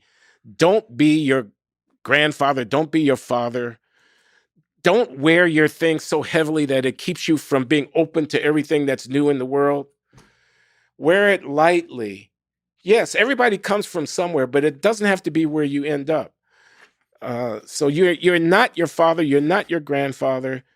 You are this wonderfully blessed human being in the going into the middle of the 21st century, and don't miss it. Don't live blinkeredly. Don't live small. Live big. Live big and wear your history lightly. Yeah. Everybody's got a mother tongue. Everybody's got a story. Everybody has a people. But the world is a small place. I love that you're quoting an Irishman. One of the greatest writers of the 20th century, a profound one. Yes, but an Irishman nevertheless. The levels of humor within that is not lost on me. Let me just mention the great Ralph Ellison, the African-American writer. Invisible Man is his masterpiece. Embodied this spirit. Okay, we Black Americans, we do come from somewhere. That coming from somewhere is from slavery in America. That's our ancestral heritage. But that's not what we are. Skin and bone, these are superficial things. The spirit, and if I were a more religious person, I could give a whole disquisition about that. But it's the spirit. It's that light that's inside. That's who we are. And our challenge is to live in the fullness of it, as opposed to this blinkered thing where we don't look left, we don't look right. We're just fitting within this template that we inherit. That is a travesty, really. Glenn, you've lived an incredible life, a productive one, but just representing some powerful ideas, some powerful ideals. But life comes to an end. Yeah. Do you think about your death? Are you afraid of it? Well, it is a really interesting coincidence that you'd pose me that question, because I'm coming from a funeral. Today is Sunday. On the preceding Tuesday, 5 days ago, I was at the funeral of Eugene Wesley Smith, who was my brother-in-law. He was my sister's husband. My sister, Leonette, passed away in August of 2021. Her husband has died at the age of 68 in April of 2022, and I was at his funeral. He died suddenly of a heart attack that came completely out of the blue. He seemed to be in perfect health. He was a magnificent human being. I could go into the details, but, take my word for it. He was a businessman, a steel trader, metals trader. He would buy and sell. He worked mostly from his home office. He had clients, counterparties, people he did business with all over the world. He had 3 sons, one of whom is in his early 30s, 2 of whom are in their late 30s. These are my sister's children. She's deceased. Now he's deceased. The older 2 sons are severely developmentally disabled, and although they're in their late 30s, they're not independently viable. They don't function effectively. They have to be cared for. That responsibility has now fallen to the family, but mainly to the surviving son, who lives with his wife and his 2 young children, and has assumed the responsibility. They've cared at home. My sister and her husband, Eugene Wesley Smith, cared for their disabled sons at home. They didn't want to see them institutionalized. They had some help from programs at the state and social worker and so on, but they mainly took on the burden of caring for them at home. Anyway, I go on at length here, and, I don't know how much of this you will choose to make use of, and it doesn't matter, really. I'm just trying to respond to your question. I was asked to offer some remarks at the funeral, and I offered them. And I spoke well of this great man. He was a great man. He had a straight back. He was a stand-up guy. He could be counted on. His word was his bond. He had broad shoulders. He carried a lot of people with him, business associates, family members, and so forth and so on. He had a huge heart. He was a giving and kind person. He had a great mind. He was an intellectual, even though as a businessman, much of his day was taken up with the, minutia of contracts and, the details of the order being delivered and not being delivered, of the quality of the product, of the financing, and so forth and so on. There was still a powerful mind there. Yeah, he was a powerful mind, and he studied, he read books, he was interested in music and art. He's a spiritual seeker, had been ordained as a child minister in his youth, and while he remained a master of the Christian canon, he also explored Eastern religion and other spiritual paths, and kind of stood above any particular tradition as a man who believed in God, but thought that God manifests himself in many ways to human beings, and that there was much to learn from other religious traditions as well. This is Wesley. We called him Wesley by his middle name, Eugene Wesley Smith. May he rest in peace. 68. That's 5 years younger than I am right now. He dropped dead without any warning. I could too. So, how did that make you feel? What were the thoughts in your mind leading up to it, having to give that speech in the days that followed? Well, first of all, I wondered, what would I say? What would I say? And, there was no way to prepare. And I decided, I rehearsed in my mind this, he had straight back, he had broad shoulders, he had a big heart, he had a great mind, he had a capacious spirit and whatnot. And I used that as a template for making my remarks. But my main thought was, my God, life is precious and life is fleeting. And death is a part of life. My death is a part of my life. And I thought, well, I want to take better care of myself than I do, et cetera, et cetera. But I also thought a lot of this is not in my hands at all. I thought one should have his affairs in order. My brother did not have all of his affairs in order, in the sense that there's a lot of, things are going to probate. There was no will. There's, this, it's kind of unsettled. I don't want that to happen to my surviving family members. I want to have my affairs such that, should, heaven forbid, I fall over one day and don't get up again, people don't have to scramble about how to take care of things from that point forward. But as a human, are you afraid? In your own heart? I'm afraid. Now, I read this wonderful book called The Swerve. It's about Lucretius. It's about the nature of things, which is this great classical work from the Roman period by this guy Lucretius. And I'm trying to think of the name of the author, but you could look it up. The Swerve is the book. It won like a National Book Award or a Pulitzer Prize.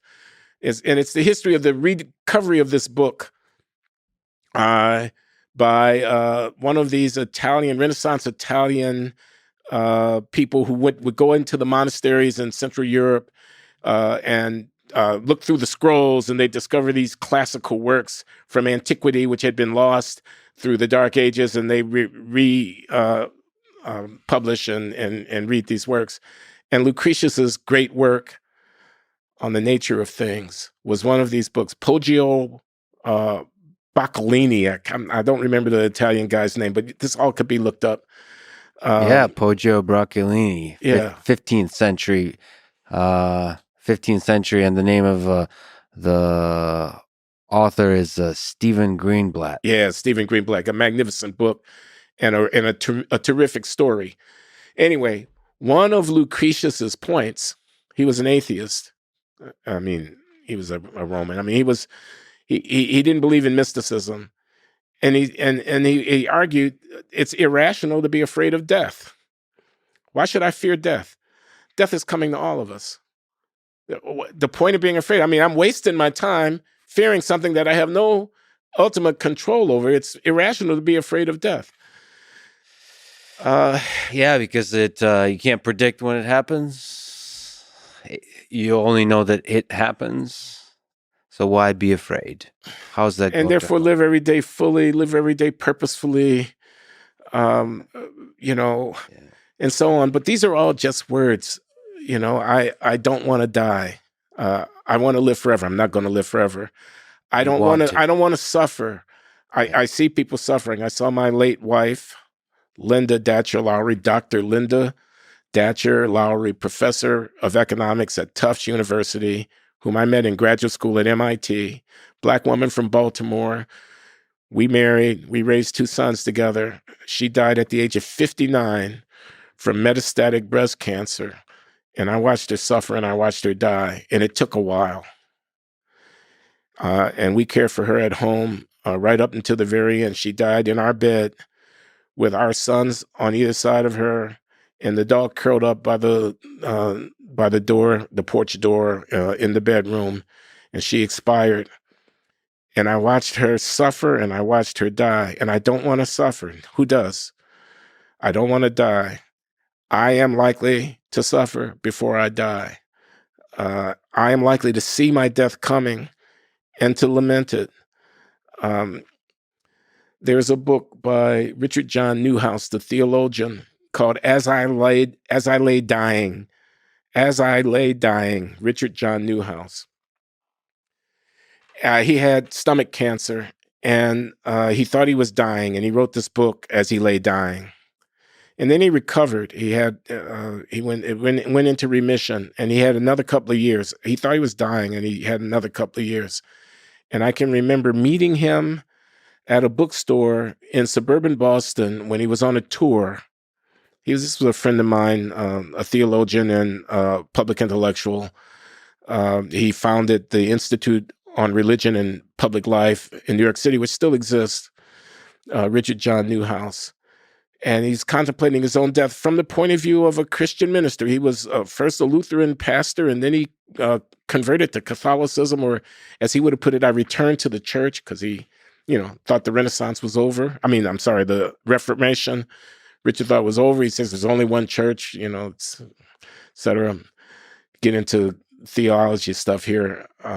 But I'm saying all that to say, I read that book aloud to my wife, Linda, as she lay dying in that bed. I read that book, and it was filled with hope. It first acknowledged the dread. Yes.